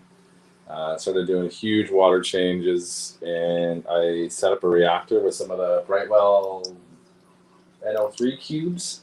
Oh yeah. Which a lot of people say don't work, but I'll tell you now they work like a charm. Yeah. And so I just threw them in the torque reactor. Yep. So the little guy there, the NIOS torque reactor, and it's worked really great. I'm finally getting some polyp extension. My SPS, I had 0 polyp extension for 3-4 months. Like you couldn't see a single polyp. Yeah. And now you can see they're kind of waving around a little bit. Nice. Yeah, so I'm happy about that. Except this, why can't I think of the name of it? Millipora. It's still smooth, and that was the hairiest coral I had, like fuzzy. But yeah.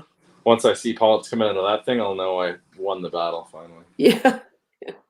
Yeah, it's funny, eh? I mean, when people talk about things that work and don't work, it goes back to that old thing. Every single tank is different. Mm-hmm.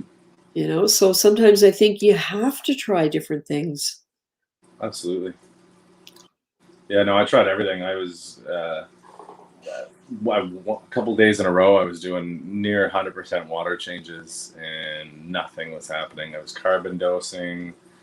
God, I don't know, all kinds of stuff, and I was actually dosing phosphates for a while because my phosphates were 0. Wow. I don't know if it's possible to have negative phosphates, but it was almost that bad. And my nitrates were like 35 ppm, which they're just like super high. And so I started dosing phosphates and carbon to try to bring the nitrates down. That didn't work at all. But I'm still carbon dosing a little bit, but it's the cubes that really did it for me. Yeah. And are those things that you have to remove after a while? They kind of run out, you know, they have their efficiency, and then you kind of have to replace them. So it's these guys here, these ones, export cubes or whatever. Right. I don't know too much about it. I'm really bad with doing research. I just throw it in the tank and hope it works. Yeah, because I think most of that stuff, the way it works is that it provides an environment for the right kind of bacteria to grow. Yeah, yeah. As opposed to an adsorption media that you usually have for phosphate that actually binds with it and removes it from the water. Mm-hmm. So I don't know, maybe Brightwell has come up with a way to do that with nitrate. And I was dosing the microbacter as well with it, right? Yeah. So I imagine that also had an effect. But I know they do exhaust themselves eventually, and you have to replace them. Yeah. Maybe because they get clogged. I don't know. Yeah, that could be it. That could be it. Interesting. Yeah. Anyway, we're just coming for a quick hi tonight. It's been a while, and say congratulations on your new tank. It's finally coming. So. Yeah. Yes, there will be video, and hopefully it won't show up at 8:00 in the morning because I'll be having them wait until I actually get up and get dressed. Yeah. I'm hoping it's more like 2 in the afternoon when I'm actually awake. Oh, so you're like me then? You're not a morning person? I am not a morning person. Oh, me neither. No chance you can get me up. I don't even know what 8 a.m. means. What is that? For real. Yeah. Well, I was up early a couple days this week because we had places to go and things to do. We had to babysit for a couple of days, and when the little fella got kicked out of daycare for having a runny nose, and I came out into the living room and I'm going, I didn't realize the sun shone in here that way in the morning. Because the back of the house kind of faces east, and the sun was coming in, and it was like, wow. What's the blue and green one on the edge of the island?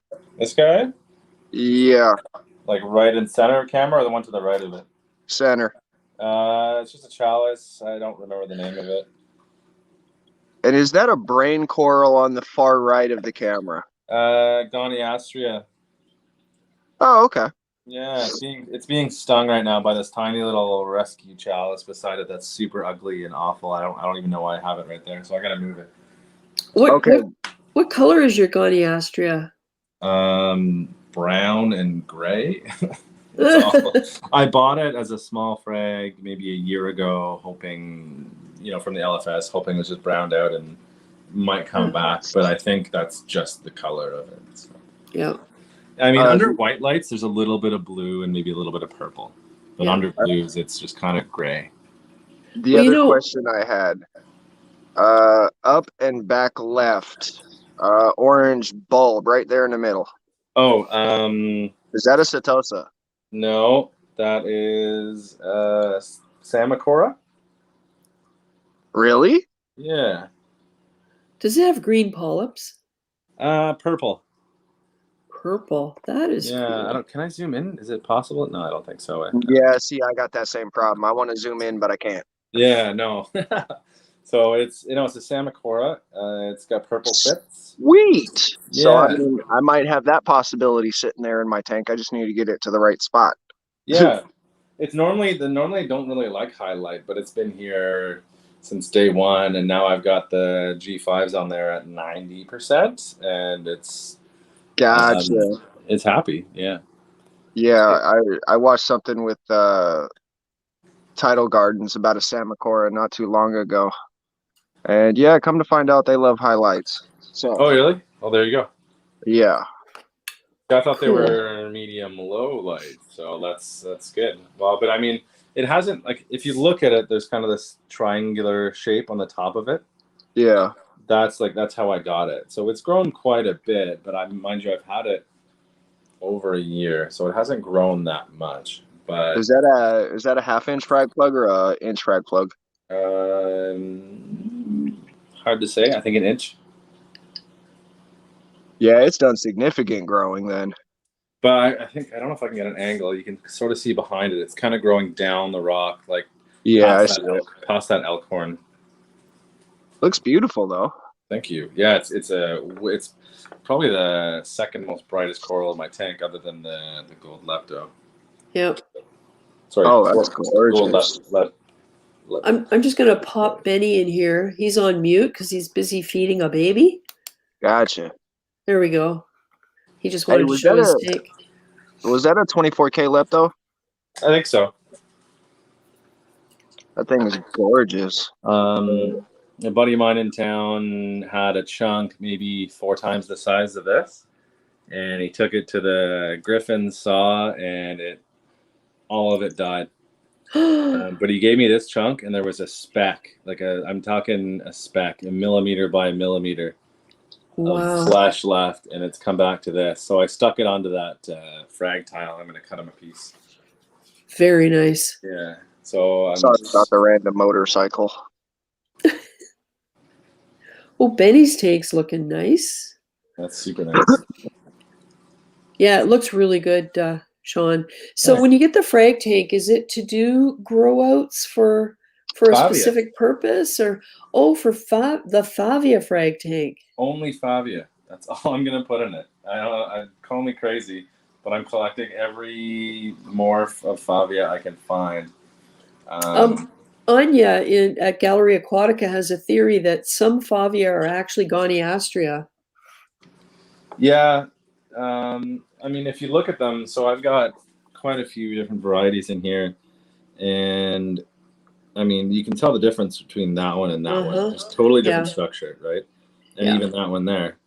Yep. And then you look at the lemon spice. Lemon spice lemon. Actually, this one's Jason Fox something or other. There's slight difference to it. Let's just call it spicy lemon.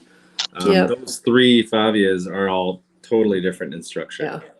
Yeah, and just the ordinary war coral is supposed to be a Favia. But okay, yeah, that's a war coral, or not a war coral. That's a Goniastria there. Yeah, that's the one I was going to ask you about too. Yeah. And the Favites, I think, is the other family. I have to look into this a little bit more, just so that I can educate myself, because I think they require different types of environments. Yeah, kind of. So, well, I mean, these ones are all together, and they're all doing really well. But this one here, I think it's called Mayan Sun. During the day, that thing puffs up. It looks like an acan almost, like a micro. Cool. Nice. Yeah. Which is like just so different. And so, Sean, where do you get all this stuff? Do you order online, or do you have a local fish store? So the majority of these ones here I got from some guys local. Jay, Unorthodox Reef. Yeah. I've got. I'm putting an order in with him as soon as I get my tank and it's good to go. I'm ordering stuff from him. Yeah, awesome. Definitely. He's a wicked dude. I've known him for a few years now. He's about a 40-minute drive from me, but his tank is crazy. I'm sure you guys have seen it on Instagram. It's beautiful. Yeah. He has a concept aquarium as well, doesn't he? I think it's Miracles. Is it Miracles? Okay. I think. I could be wrong. It could be concept. Yeah.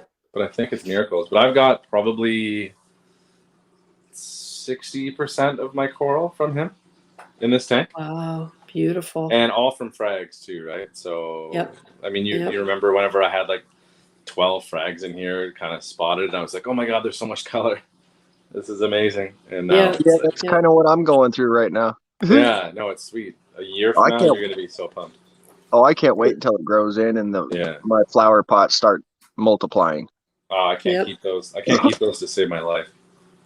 Oh, I've already I've already sanctioned off the side of the tank for the flower pots. That's like the new thing. I think that's like the new obsession. I think they'll be the new torch coral. I think you're right. And I think they're not going to be as easy to look after as torch corals. They're one of those that does really well for a long time. And then whatever it is that they need that we can't give them, they start to decline. And once they start to decline, it's really hard to get them back. I can't. I don't even bother. Yeah. I don't even bother. I know some people. There's a guy in Montreal. What's his name? Vlad. He sells coral online as well. I'll send you a link to his stuff. He's got some really nice stuff. Oh, cool. But he's got flower pots that are in alveoporas and gonies that are just like humongous, like half the size of my tank that he's had for years and years and years and years. So whatever he's doing, that's the secret. Yeah. But I can't keep them for a week. Wow. Yeah. Mine's already like doubled in size. That's amazing. Good for you. I'm happy for you. I'm going to live vicariously through you for we all got to do it through somebody. Yeah. Nano Joe says gonies are the new it coral. Yeah, totally. Absolutely. I mean, I prefer alveas over gonies any day. Yeah, alveas are sweet. I had an alveopora was among the first corals I got when I had my 29-gallon cube, and that thing lived for over 2 years. And I think, and it was a kind of an aqua blue. Nice. With like the tentacles were aqua blue with yellow. Where they joined the center disc was yellow, and then white in the middle. And it was beautiful, and it was spreading out on the rock and everything else. And it just, all of a sudden, it just started to close in, wouldn't open up, and it perished. And I have no clue what did that. Yeah. I just noticed my Walt Disney frag is polyp extension for the first time in like 4 months. That's. Oh my God, it's Walt Disneying. Yeah, yeah. Cool. It's really annoying though, because it's done is in crust. There's been absolutely no growth outwards. I just want to see it branch off and look cool. Yeah. For what I paid for it, you know. Yeah, I know. At least it's not dead. Knock on wood. It's going in the right direction. Yeah, for sure. You know, Fabias are my new it coral. Oh yeah. I think they're cool, and if I can get them to grow nice and fast, because they're slow growers, right?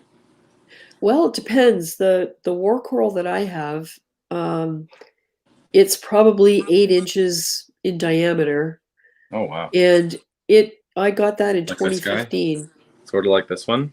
It's kind of like that. It's a little different, but like the pattern, the shape of the mouths is different.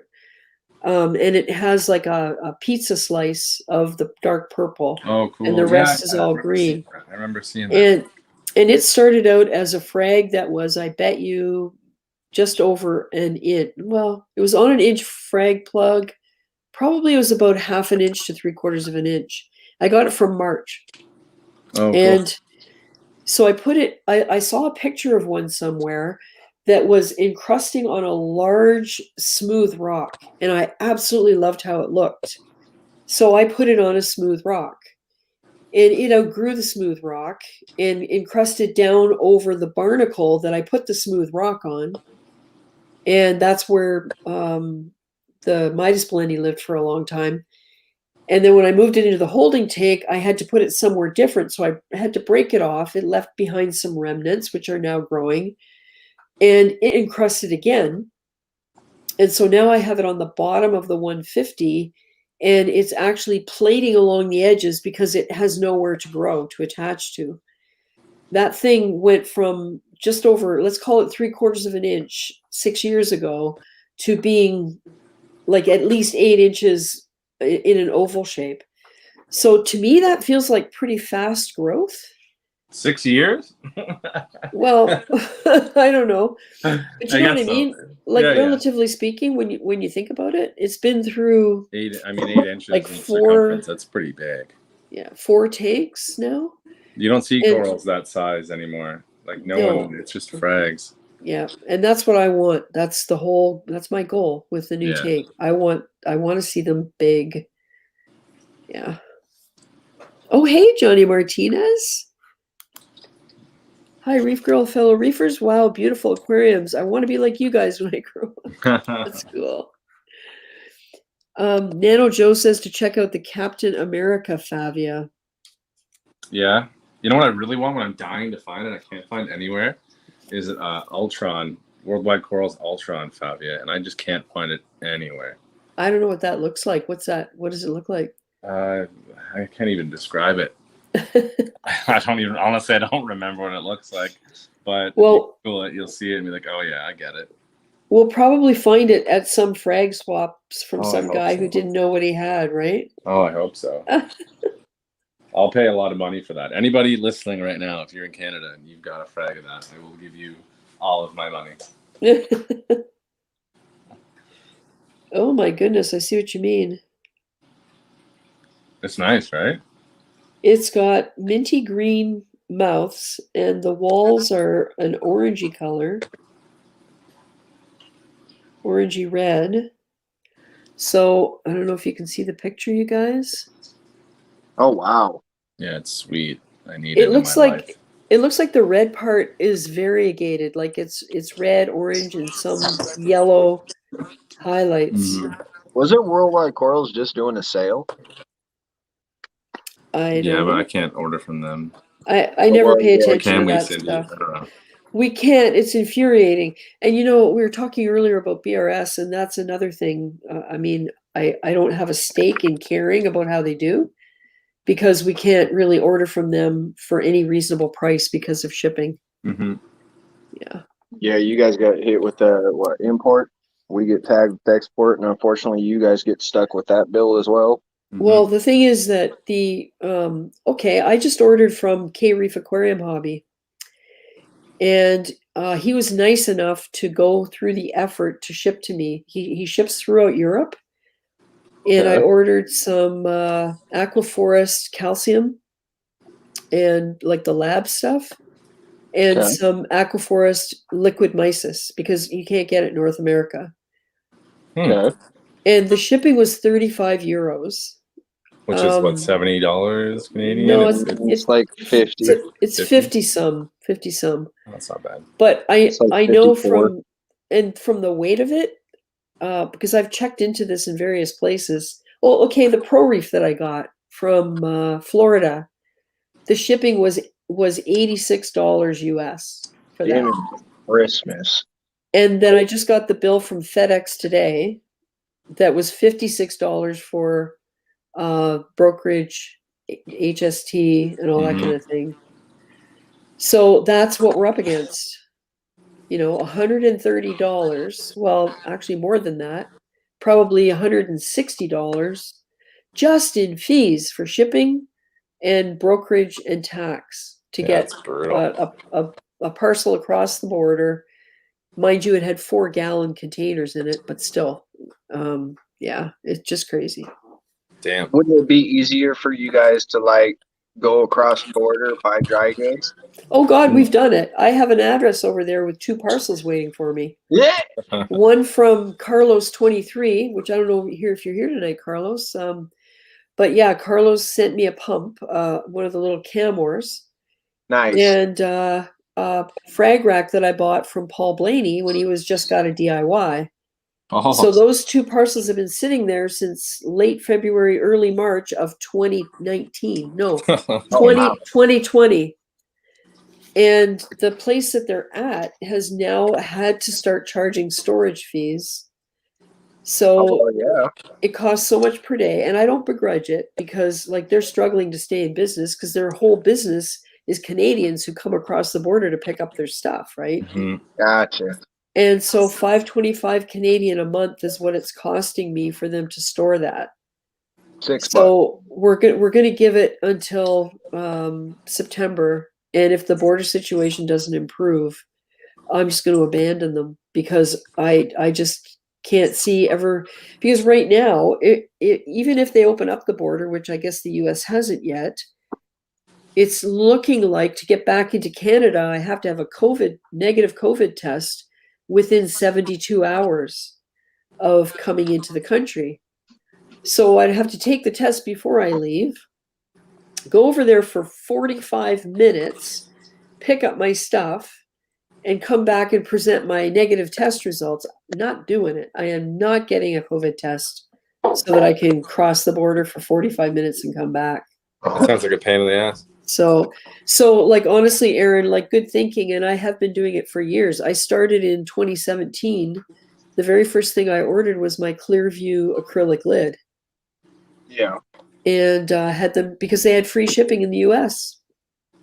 So it would have cost me $200 to get it shipped to Canada. No, And, that's $5 in gas, and you can cross the border and be back in half an hour. Yeah.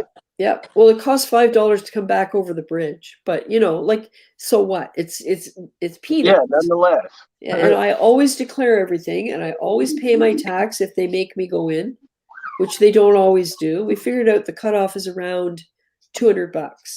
If you bring back less than 200 or close to 200, they just tell you to go in and have a good day. They don't make you go in and pay the HST.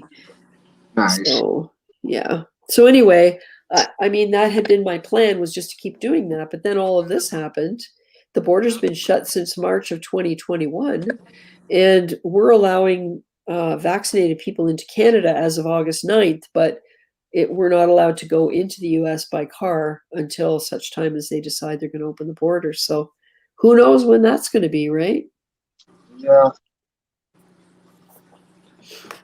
I don't know what to tell you guys on that one.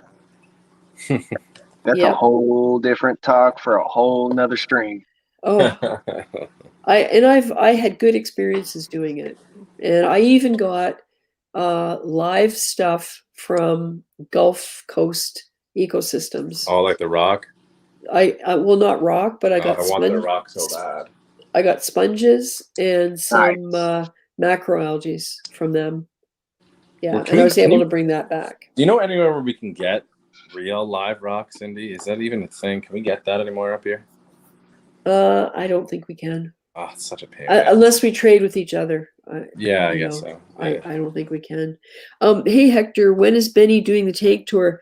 I think he's still feeding a baby. I'm not sure. His mic is on mute right now.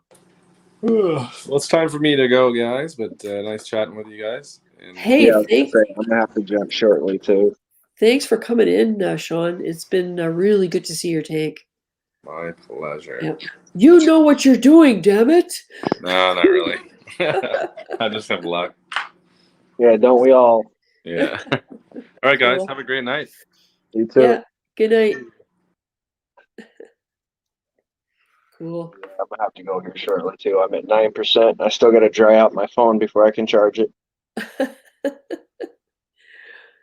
Yeah, I wish I had a take to show you guys, but unfortunately, I think my next video will be the sump update I've been promising, so I can go through the whole setup and describe how it's going to be hooked up to the main tank once everything's ready to go. Nice. Mic test. Mic test. Oh, there you go. There Loud you go. and clear. Can you hear me? Yes. Alrighty. Okay, So I'm we looking can at hear the you. phone and the laptop at the same time. I guess my laptop is a little too slow. But hello, Cindy. Hello, Hey, Jules. Betty. I hope you're doing well. I'm all right. Just finished feeding the baby. And it's a little battle over here, you know. I'm trying to get him to burp. Yeah. You know, I know. Sometimes it takes a second. Sometimes it takes an hour. Yeah. I'm just gonna bring Mhm. Hector in because I think he wants to talk to you, and then I'll pop you up full screen again. There we go. You want to talk to me? Fine. Oh no. Oh no. He wants to talk to me. Oh no. My buddy Hector, what's going on, bro? Not much, bro. Not much. Waiting for you. Oh, hey, Aaron. Waiting Thanks for for coming by me. tonight. Sorry. Thanks for coming by tonight, Aaron. I think his phone probably ran out. The lens. So nice to see you, Benny. You got a sail fin too. I know. I have a sail fin back again.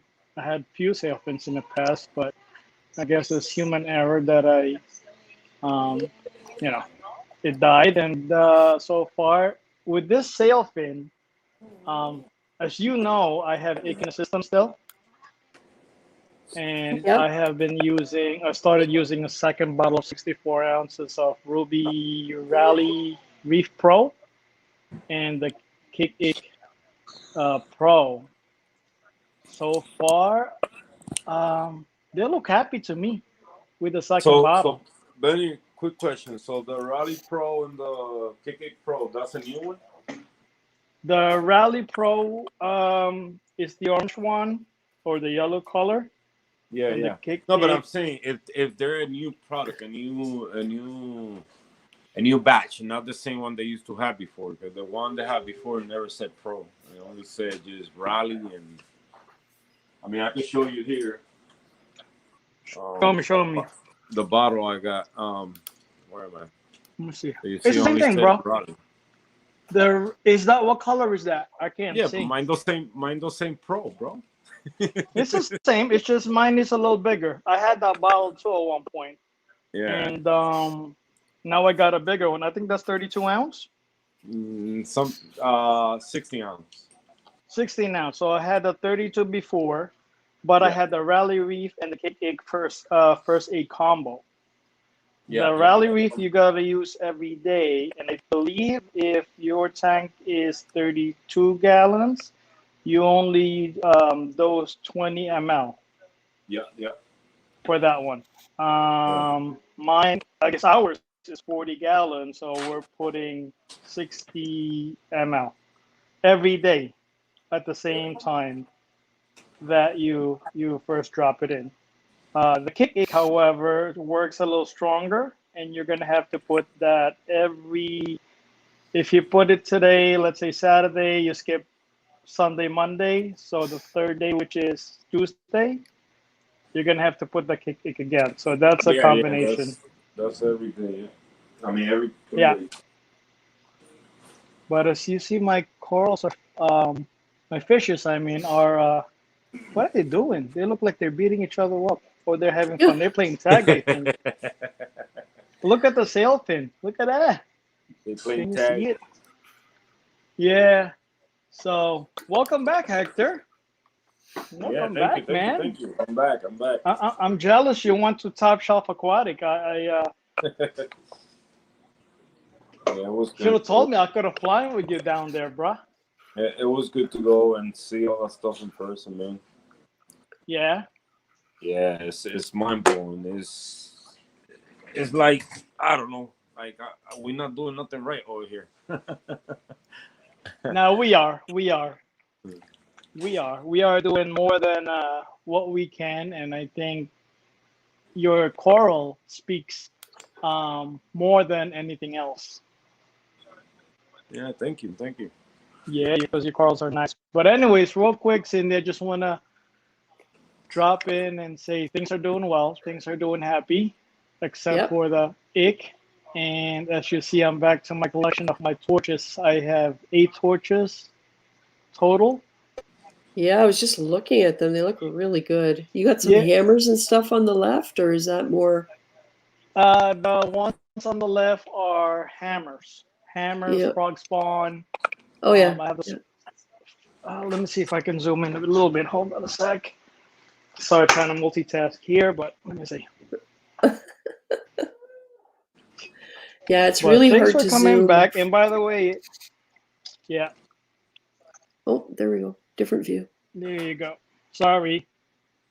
Can you see better or no? Should I go back? Landscape. Should I stick to landscape? Yeah. Yeah. I don't know why my lens is not showing a little color like Hector, but I got really my whites on. Oh, because I have nothing but blues. That's why. Yeah. Sometimes it happens where the filter with the camera color adjustment it just go off. I don't know why. I see. But things are coming back. I mean, they're going to sleep now. I got my 24K back there. Right next to it, I have my Joker that shrunk. I don't know why. I have my yellow tip in front of it. This is my new collection, my Hellfire, 2 heads. The longer piece is a New York Nick. Back there's a green torch blue tip on the front. This 2 in the front, gold. I'm not sure what they're called, to be honest. Just torches. I don't know if you guys, yeah, the 2 torches that I have here. Well, no, because you know some of them have like Hellfire, Dragon Soul. Then put a and name, bro. Put a name. when Listen, Put your own you name. can make up whatever you want. Yeah. We wouldn't know. I wouldn't, you know. yeah, I just like the colors. Hey, nice, yeah. I really like yeah, but the LFS told me they're gold, and they said the same thing you guys said. Just you can name them whatever you want. it. Yeah. And Cool. I'm very fortunate. I paid one price for 2 heads. I Yeah. like it. Yeah. So That one's happy. overall, yeah, overall, what I want to do is the whole entire middle would be Euphilius. So Hector, if you have a space in your tank for the Zoas right here, Yeah. I might give that to you. Then at the bottom, I'm gonna have nothing but Akins from here at the bottom up, where the Zoas are. I'm gonna have Akin collection there. Yeah. That's the ultimate goal. And then the Favia, I'm not sure what I want to do with that. That's a Somebody nice one. said that you can put Favia next to a torch. Is that true? Well, Favias do have tentacles as well. Some have Right. really long ones, others don't. So it depends on the type. This is, yeah, I guess they call this one a Warlove Favia. Yeah, it does look like a war coral. But you know, the only time you really see the long attack tentacles is if they're right against something else. So you think it's fine, you put it somewhere, and then the next thing you know, they're fighting. I gotcha. I got So my yes. Go ahead. I'm sorry. No, that's okay. I remember before Reefapalooza New York, you were having some existential issues about should you continue reefing. And I see now that you decided to go ahead and keep going, so that's good. Yeah, I had to speak to the commander in chief. And Hey. pretty much we decided that, hey, just let's keep it slow, let's keep it steady, Yeah. and let's just grab what we want and just stick to it and watch it grow. Yeah. So pretty much I'm doing that. I'm loving every moment of it. Yeah. And Less pressure. yeah, and enjoy. And that's it. I have all the equipment that I have in my tank. Just the ick that I'm dealing at the moment, but hopefully everything works out. Yeah, your fish are busy.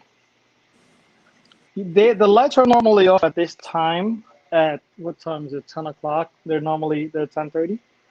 Yeah, they're normally off at 10, and they drop down at 9. So I think they're like, if you see most of my torches, I have 3 torches that are going to sleep now. Yeah. But I just turned it on to share a great, wonderful news to all that, hey, I'm in the hobby still, and I'm loving it even more. That's cool. And enjoying every moment. Hector, yours is better, man. I think we got to show up your tank, bro. Oh, I already did. Yeah, we were looking at it before. You missed it. Yeah. You're going to have to watch the replay. Yeah. I Yeah, always there do, you go. actually, on Monday mornings. If I miss it on Saturday or Sunday, actually, Monday morning, I come a little extra early just to watch a few minutes of it and finish it during lunch break. Yep. And I love your videos. They, even Calypso, they're popping. They're good. Very informative. They're fun. I laugh. It's really cool. Thanks. That's cool. Yeah. Kudos to both of you guys. So how many weeks did it take you to watch the 5-hour live stream that I had a little while ago? That was a long one, yeah. Oh man, I couldn't believe it. But I always think like 2 hours is about ideal. Mm-hmm. But I'm starting to realize it's not enough time because, it takes people a while to sort of maybe even get up the nerve to come in, like we've talked about a little bit tonight. And sometimes you get into really interesting conversations and you just don't want to stop. Yep. You know, so that's why I've not ever really put a hard deadline on anything unless I had to, which is only once. So yeah, I'd be the same. Sometimes when I do the live, I go in, I say, oh, it's only for an hour. Yeah. No, I end up being 3 hours. Yeah. Yep. Exactly. Yeah. Yeah. Everyone is different. Yep. I'm just, especially when you see somebody there watching, you'd be like, okay, somebody's paying attention. Yeah. So. Yep. Exactly. I'm sorry.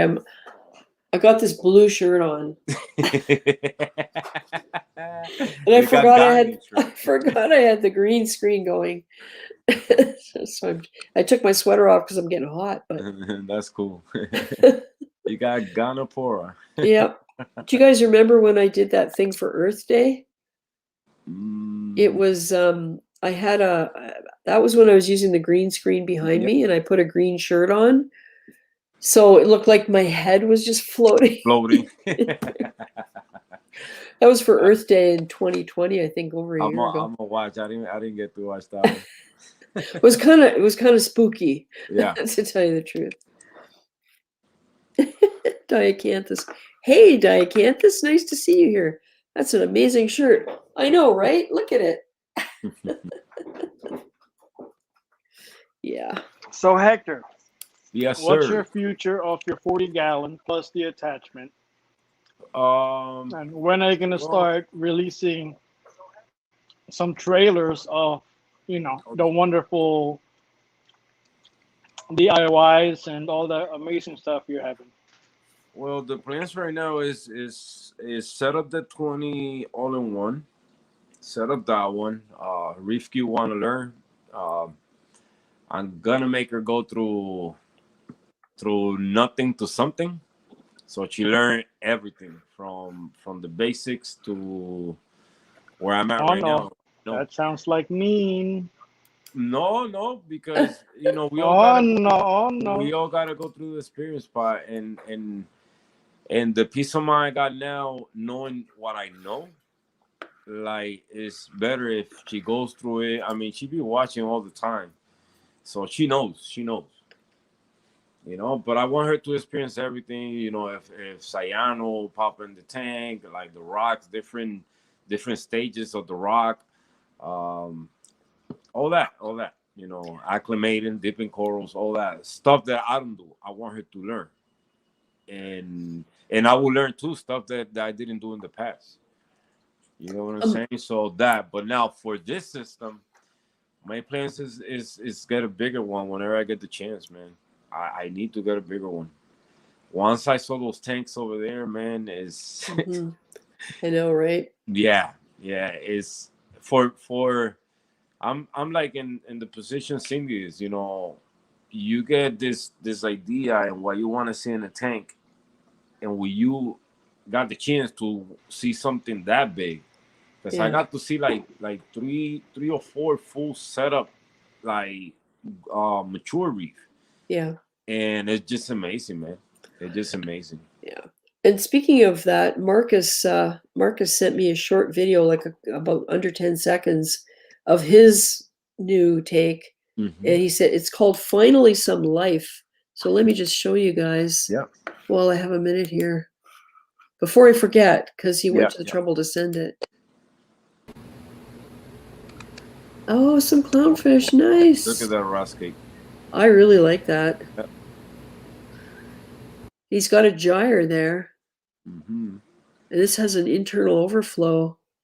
I wonder how big it is. That's cool. Yeah, really nice. Yeah. Yeah, thanks, Marcus, for sending that. Oh, there's Oscar in Scene Reefer. Yeah, so we'll see. We'll see. I mean, it's not like I'm gonna get it tomorrow.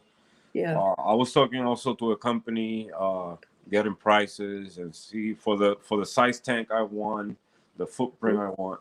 Yeah. Because it's gonna be that one tank that I buy, and I need it to be the size that I want, that I'm gonna be comfortable with. Yeah. So since we are planning moving out of here, so that means it's no time soon, but it's in, doing the plans now early. Yeah. Now, if we move down to Florida or down south, wherever over there, and I see the space I got, then plans can change in how big I want to go. So, yeah. My original plan was to go for an 8-foot tank because I felt like that's what you would need to get the fish that I want to get, with lots of space to swim. Mm-hmm. And then realizing 8 feet, well, then because of the shape of this room, I could come out from the wall quite a ways. Yeah. So originally it was going to be 8 feet by 4 feet. Yep.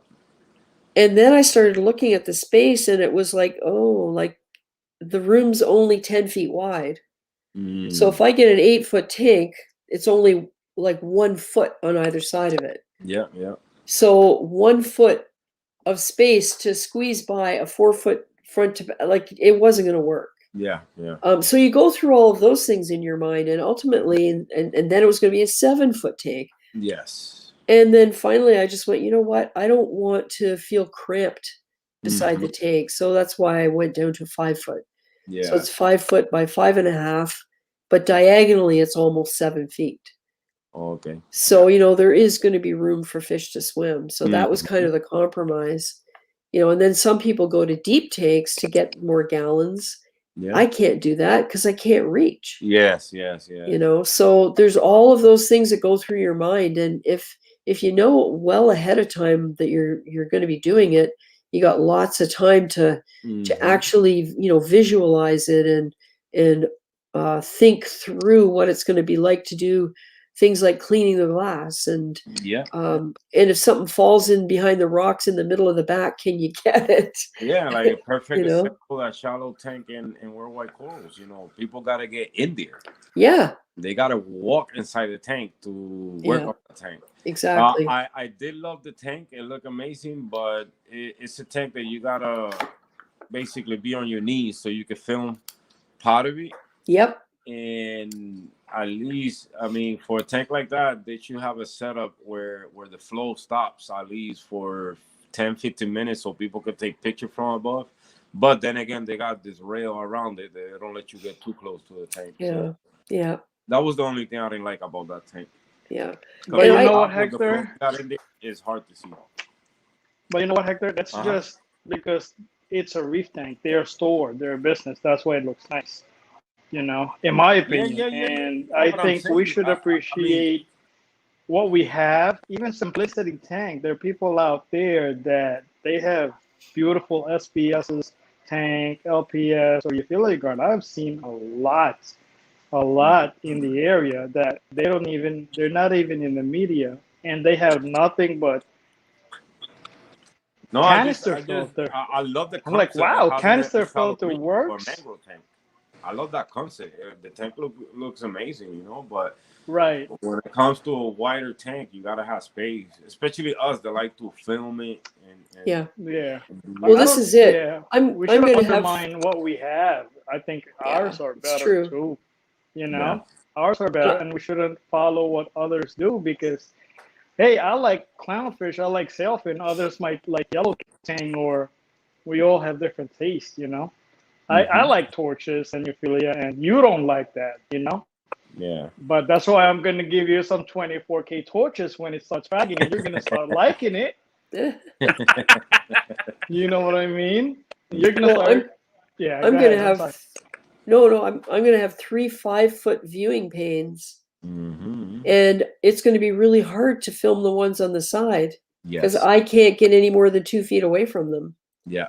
So like a full take shot is I'm going to have to get on a chair. And kind of stand on one corner, and it's going to have to be 2 shots, and then think about where you want to put things. So that you have somewhere you can look at them. Yeah. So that I love putting things where you discover them as you move around the tank. Yes.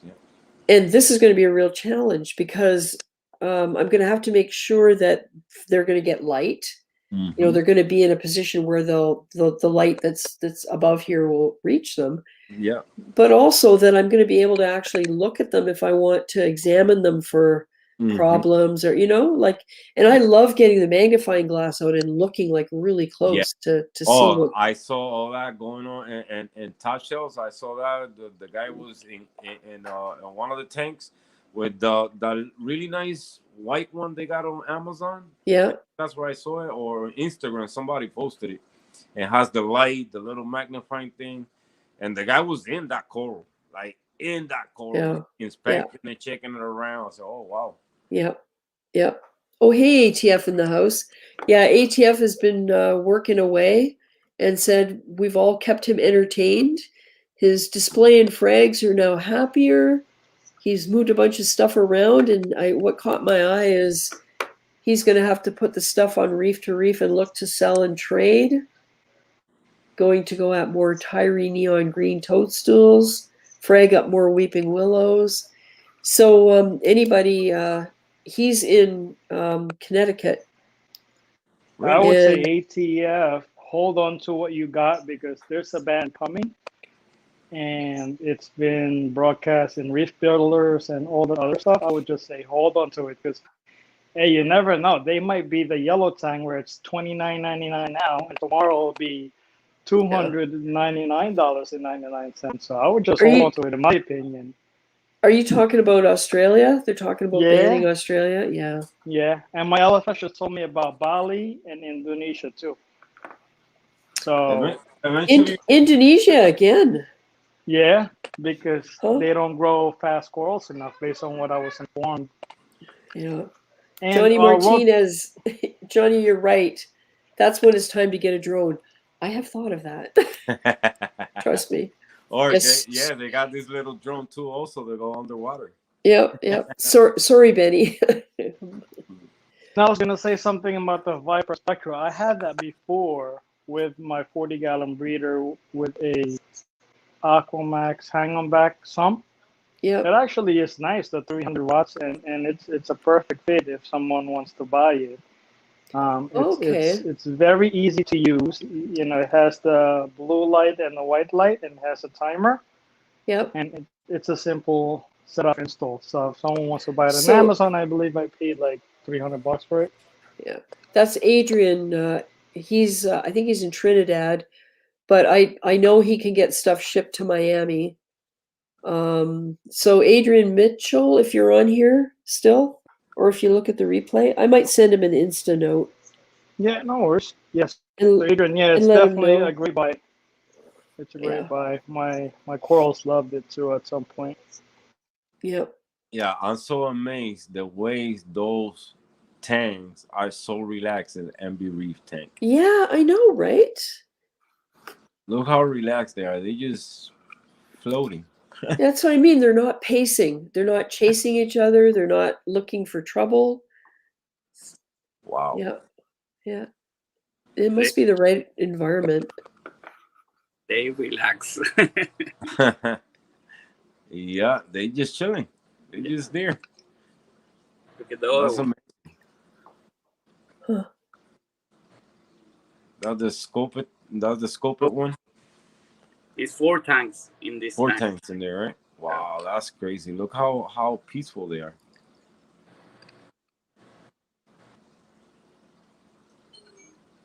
But look how fat they are too.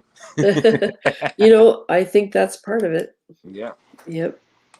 And that means really good export of nutrients. Mm-hmm. Yeah, it's really nice, MBB. That's really, really, really nice. I love it.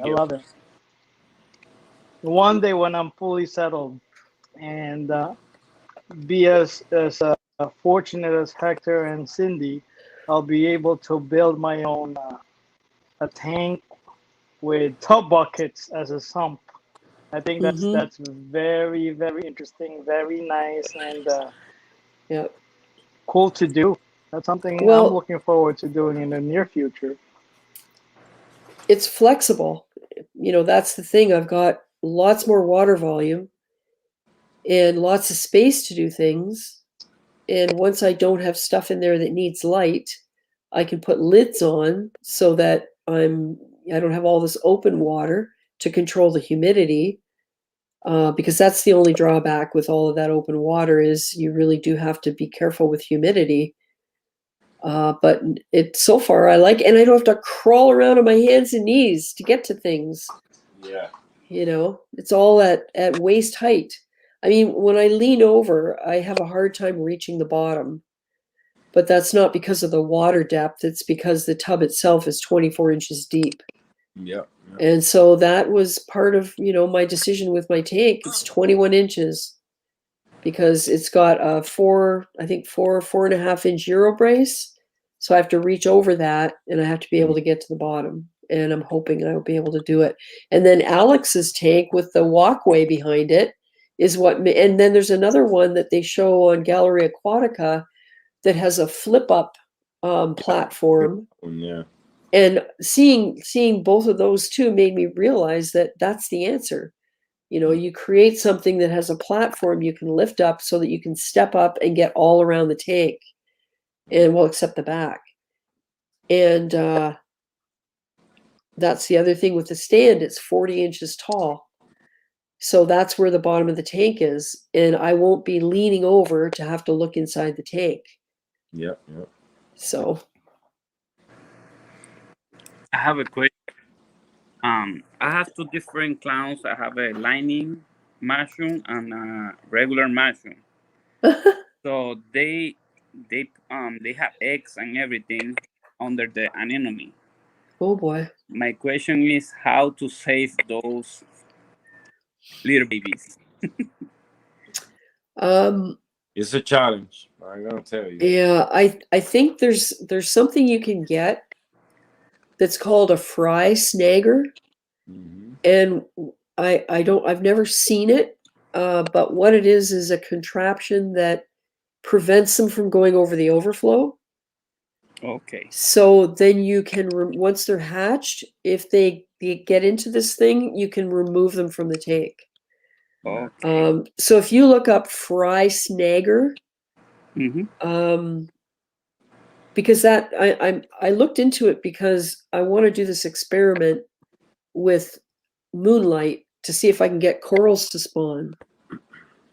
And to do that, I don't know that I'll be able to catch the spawn or the gametes or whatever, but I kind of looked into what you could do to rescue that stuff out of the water so that you can put it somewhere else and have it set. Like if you get a tank with rock rubble, you can put that stuff in there, and in the right conditions, the stuff will settle out and grow.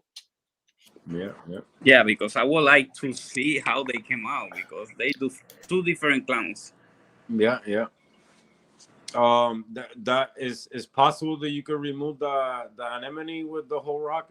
Yes. This thing came out completely. So the thing is, take it out the fishes is gonna be a challenge. So all you gotta do is just pay attention to the eggs. This is what I did one time. Pay attention to the eggs. Had an extra tank ready with water that the day before that they're gonna hatch, because you should know when they're gonna hatch. Yeah. And just wait for it, man. Wait for it. Yeah, I can see the Remove eggs the rock and put it in the in. eggs already. Yeah. Cause that's what I did with mine. I counted the days when you see the changes inside the eggs and all that, and you will know the night that they're gonna hatch. Yeah. But also, if you don't want to remove it, just pay attention to the night, and you gotta sit next to the tank, shut the flow off, and put a light in a corner where they can swim to, and you can catch them like that. I think that will be the easiest way without stressing nothing. Yeah. Okay. Yeah. Yeah. When mine were regularly laying eggs in the Red Sea tank, I'm sure I saw the tiny fish. Yeah. They're like little shiny black dots when they hatch. Yeah. My hatch and the clowns end up eating them. Yeah. Yeah, it becomes fish food. I think the hawkfish got a lot of mine. Yeah. Remove the anemone out of there. Well, you got 2 yellow tanks. Beautiful. Yeah. How big is that tank again? I'm 70. sorry. 75. 75? Yeah. Yes. And the dimensions on that is, I'm not familiar. It's 4 feet by, I think it's a little lower than the 90. Yeah, And I the think 90 is coming up soon, or the 120 is coming up soon? Straight Reefer says he can't wait to be like y'all one day. Actually, Straight Reefer has a very nice tank. A humble, simple guy, but he's popping with a lot of beautiful livestock in there. Yes, yes, yeah. Davis Jew says, I think when their eyes turn silver, they will hatch that night. Yeah, they silver already. So, so get ready tonight, brother. Yeah. Cool. Yeah, turn the lights out. We can watch it live. Yeah, yeah. Anytime now. Yeah, usually at midnight. I can see the eyes. They bright now. Yeah, usually at midnight when they hatch. Wow.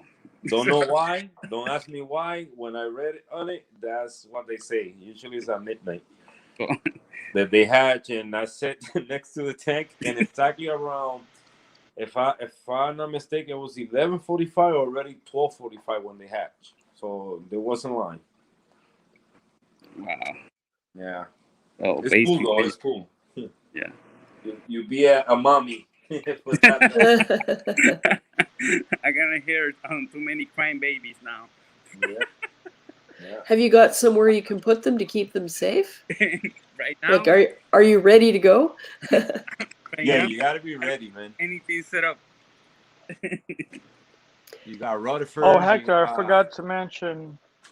I'm sorry, I forgot to mention before with the Rally, Reef, and the Kick 8, your UV has to be turned off, and yeah, skimmer off. potent skimmer has to be turned off until the treatment is done. So I forgot to mention about that. My bad. So, MB, if you look up Dymax, DYMAX, Pico, PICO, like Dymax Pico. I had a Dymax 1.6 gallon Pico tank that I kept as a reef for a couple of years. I bet you that would work perfect for clownfish fry. Yeah. Cool. Let's see what happened, because this one is the second time they put the eggs. Yeah. First time was before I went to Florida, and then when I came out, when I come back, it was anything in the tank. So I know what happened. Yeah. So this one is the second time. So I would like to save it, or to try to, to have alive. I think the biggest issue is the overflow, and even if they survive, then they need to have access to rotifers and that kind of thing. So if your tank hatches rotifers regularly, my Red Sea tank used to do that regularly. At night, I would shine a flashlight in, and it would be like snow in the water.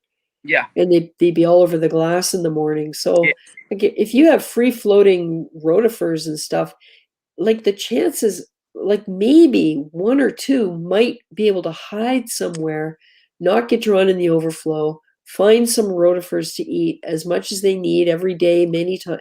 You know what I mean? Like the chances are so slim in an aquarium. There's so many dangers for them. Yeah, I have rotifer in my tank, so I can see it in the night. The light is off. I put the flashlight, and I can see it floating around. I know, it's so cool. Yeah. Oh, hey, Marcus's Reef. I did play your clip of your tank with the clownfish. Cool. Yeah, like to me, that's a mature tank, because it's got self-sustaining populations of those things that hatch regularly. Mm-hmm. Hey, Cindy, sorry to cut you short, but I gotta drop, and thanks for having me. Okay, thanks for coming. No worries. Nice to see you again. Yes. Cheers, and I'll see you later. Yeah, tank's looking good. So thank you, Hector. Check out later. MB, we'll chat with you. All right, Benny. Have a great evening, guys. All right. Good night. You too, my brother. Look at my hair on top of this shirt. It's so weird. Sorry. Yeah. Oh yeah, I long for the day when I'll be able to put a camera on the tank if I can't. I mean, I'm hoping to be able to set up in the doorway with the tank behind me. But that's going to be one of those things. We'll have to wait and see how it works out. Because if the lights are on, it might just be too weird. So we'll see.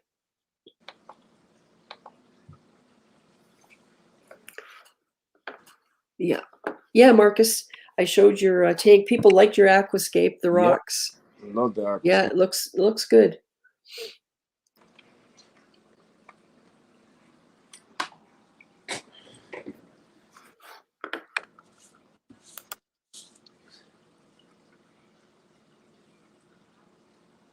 I got something great that's gonna happen in one of my lives.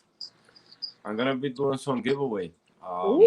This company from Caribbean Aquarium Supply sent me this rock. They do aquarium rocks. So I'm gonna be giving away some. They're really cool. Nice. I'm trying to see if I see where I put it, but I got about a good like 10, 15 items.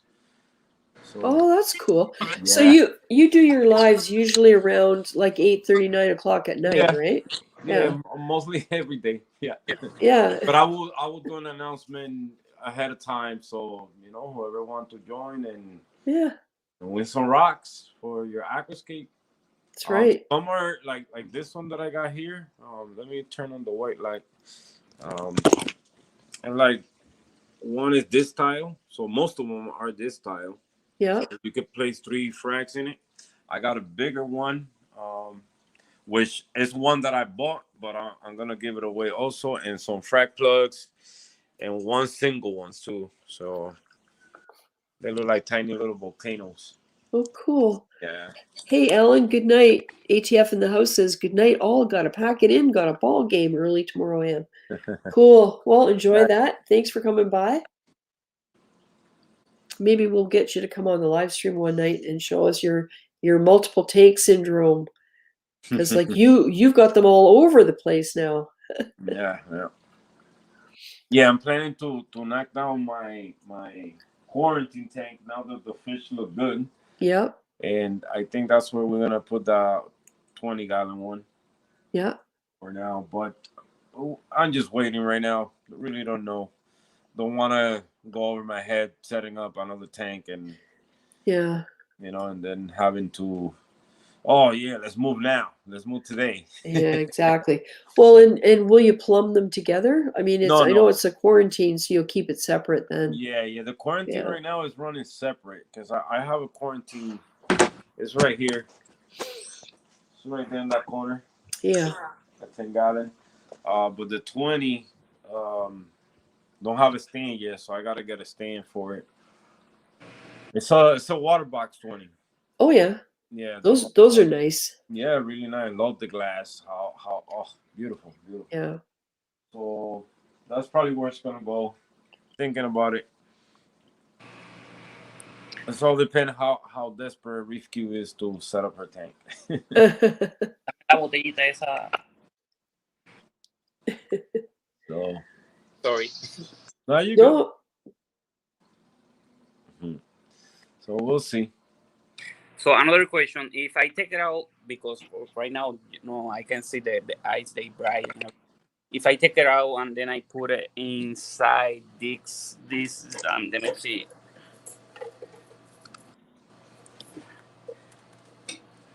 You have a refugium? If I put it inside here for now, and then I put this thing inside the fish tank. Does it have like holes in it for water flow? Yeah, it needs water flow. They need water flow, right? Yeah. You know what you could do though? If it doesn't have holes, you could put an air bubbler in it. Yep. Yeah, that's another thing that I have a pump for that. Yeah, and just run an air stone because that will provide the oxygen that you're going to need. So I can feed this. What is that? Tiger Pack. Oh, Tigger pods? I Tigger think pods. they're too. I think they might be too big. Yeah, They're too big. yeah. You I gotta think start. You so. gotta start with the rudder first, and then Okay. yeah, and then move up the change. And that water gotta be murky, man. I seen some setups where those fish are swimming in murky water, Yeah. and everything is live food in there. Yep. Yeah. Yep. You gotta pay attention to the ammonia, Yep. all that, because they will hatch and they will die right away. Also, Okay. so Yep. it's something that you gotta be really good prepared for. But you know, if you have it hanging on the edge of the tank and it's in the tank and Yeah. there's air bubbling in it, you get your temperature control. Yeah. You Yeah. get your air creating flow in the tank. I'm assuming the anemone is going to be on there. Yes, the enemy is gonna be. Yeah, it's in a rock with the eggs and everything. So Yeah, so it might decide to walk. You don't like. I'm just trying to think. So you, what I'm getting at is, as the water quality becomes affected, it's going to be easy to to remove some and replace it with tank water because it's right there. But you don't do water changes, so you'll have to get yourself some salt water to put back in the tank to replace what you take out. yeah, it's not gonna be a lot. It's gonna be. Yeah. Oh no, a couple cups of water. Yeah. Yeah. So basically, I have my multi system with the pump that they refill the water. Yep. Yeah. After that, I have to make sure the salt is in place. Yeah. Yeah. Exactly. Question: you don't have a refugium on this one, right? My refugium is full of shadow. Yeah. But I think that's the best place for those. If you hatching rotifers the way you say you are, I think that's the best place for those hatchlings. I would think. I mean, it's less flow in there. You'll be able to see them. You could put an air stone just to create some movement in there. But I think, if they can get to a rotifer, they can get to a copepod if it's small enough and they can eat it. Yeah. I mean, you could try a couple different things. Davis Jew is saying phytoplankton. Yeah, phyto. Yeah. Which is good. Yeah, I have that too. Yeah, because it doesn't start with phyto, then rotifers, and then, or is vice versa. I can't remember, but I always thought the phyto was to feed the rotifers because the rotifers should be live. The rotifer. True. Yeah. True. Yeah. Yeah. Okay, phyto to feed the rotifers, and rotifers, yeah. And then from there, copepods, and keep going up the food chain, and mysis shrimp. I mean, brine shrimp. And it doesn't take long. Like it only takes something like 28 days for them to become large enough to eat baby brine. Go through metamorphosis. Yeah. Yeah. Once they go through that fish is gonna make it no matter what. Yeah. So I don't have to take then the parents, right? What? You don't have to what? To take the clownfish with it. No. If you do, they'll eat them. Yeah. Yeah. Okay. Yeah, the clownfish are gonna be swimming, going crazy looking for the anemone, but they can catch this one right here. Yeah. They can catch this one right here. Oh yeah, come on. Those right there. It's more right there. It's another. Yeah, exactly. Yeah, you good. Then you cover. They have a lot of places to go. So yeah. No, they have this one before. This one. Yeah. And then this one walked from the other corner to here, and they there now. Yeah. Johnny Martinez says, guys, with those beautiful tanks, that's why I want to have a few tanks so my grandkids get a chance to see a live reef. Yeah. Because the oceans are, he says dying, but I think he means dying. Yeah. Yeah. I like some days I hear stuff and I just can't. Yeah. It almost makes me sick to my stomach to think about what's going on. There's a lot going on. Florida. Oh, my light went off. Get ready. Get that flashlight out. Wait a minute. The flow, I think, There we you go. turn off the power heads at least. Turn off the power heads for now. Yeah. No, I'm gonna have the light on for a while now. As soon as I finish the live stream, I'm gonna start working on it. Oh yeah, Cool. yeah. Cool, Turn off the power head. That way you have better control. Yeah. Yeah. You know. Yeah, that's true. The flow that matters at this stage. Yeah. Yeah. And then yeah, we so expect a report next week. Yeah. So that this week that I was over there, saw a lot of videos. A lot of groupers dead. Oh, yeah. It was crazy. A lot of fish because of the red tide. Yeah. Yeah, I was reading about Tampa Bay is apparently like devastated. Yeah. Oh man, I don't know how many times it can come back. You know, like they talk about it being cyclical and all of that, but how many times can it come back? Yeah. Although I guess I shouldn't say that because I think I actually have a video that says, you know, can I bring this tank back from the brink of disaster one more time? Yeah. Yeah. It's possible. I mean, everything is possible, but it's sad how much life died in just in few days. Yeah. You know, and for all that to come back, or for that ecosystem find stability again. Yeah. It's hard. It gotta be hard. Yeah. Well, all the pieces are interconnected, and when you lose large chunks of the ecosystem, like it's, you know, it's like cutting a hole in your drivetrain of your car, taking a part out. You know, the front and back wheels can go, but if they're not connected to the drive shaft, it's not going anywhere. It's just anywhere. Yeah. It's really sad. Hey Benny, no worries. Sorry I had to put my eldest to sleep. Got to drink milk first. Talking about calcium. Benny's too much. Well, that looks nice from the top. Very nice.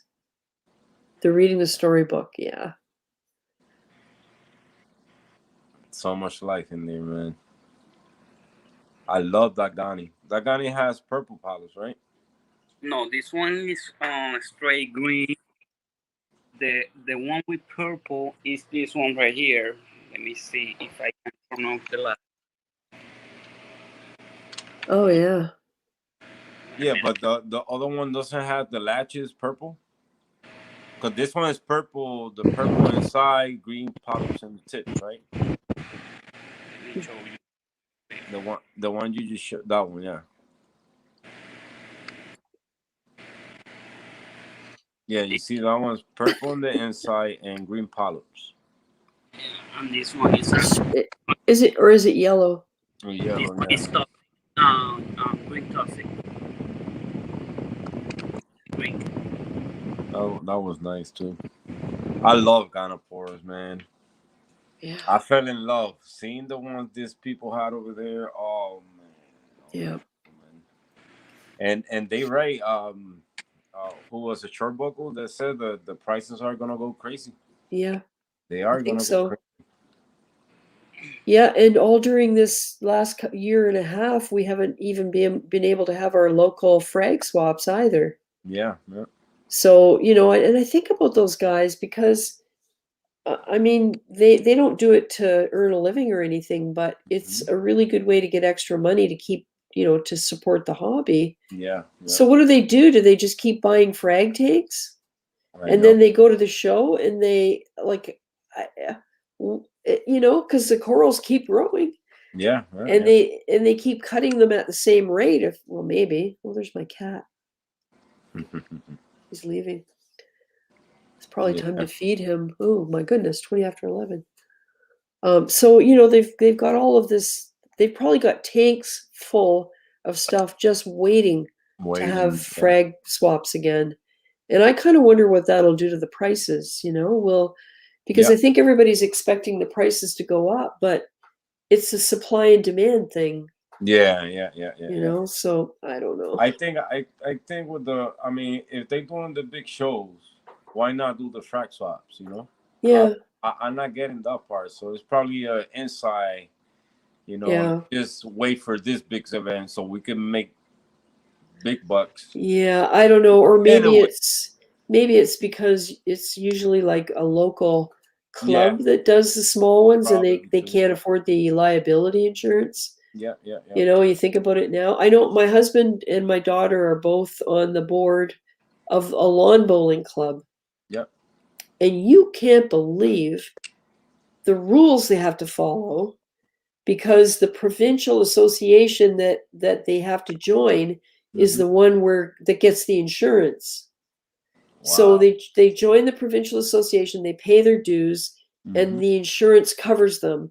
If somebody just breaks their leg and they decide to sue or whatever. Yeah. So they impose rules about COVID because, of course, all the insurance companies are going all freakazoid over, are they going to get sued for somebody getting COVID when they're lawn bowling outside, And so maybe it's kind of the same with some of the smaller reef clubs where, they can't afford the insurance, or the venue has to be bigger because people need to have a chance to be farther apart. Yeah, true. Yeah, I don't know. I really don't know. Yeah, that makes sense. Can be too. Oh, Johnny Martinez says, did you read about they found several sharks swimming up into the canal? Yeah, I saw that. It was my goodness. Shovel nose, I think. Yeah, because of the red tide. Wow. Yeah, they looked like hammer sharks. Yeah, it's crazy. Yeah. Yes. Crazy, man. Yeah. Well, I'm gonna call it a night. Okay. I was just thinking the same thing because I've only got this much. Where's the camera? This much of my drink left. Well, it's not a drink, it's just Pepsi, but yeah. And I had a bit of a spasm in my throat, so I'm afraid I'm gonna hack and cough all over the place. My voice is getting hoarse. Yeah. So thank you for having me here. Thank you for coming. Always. And you too, MB. Thank you. It's so nice to see this. And you know what? Everybody, a lot of the comments I get say how much they enjoy seeing the beautiful aquariums, and it's so true. And so I really appreciate you guys sharing them, because it's we often don't get a chance to see this kind of thing. So that is really great. Appreciate it. Thank you so much. Okay, well, it's 11:22 p.m. It's been 3 hours and 22 Everybody in the chat, minutes. Thank you for coming through. Don't forget on your way out, hit that like button. Thank you. So we can share the live, and I see you guys. So thank you, Cindy. Thanks, Hector. See you guys. Have a great night. Yeah, good night. Good night. And good night, MB. Good luck with the clownfish. I look forward to hearing next time how that went. All right, thanks. And good night to everybody in the chat.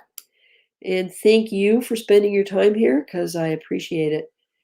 Now I get to watch the replay and go back and see what some of you guys are talking about. So we'll see you next week, all being well. And who knows, I might even have more tank news. Wouldn't that be cool? All right. Good night, everyone. Take care. Stay safe.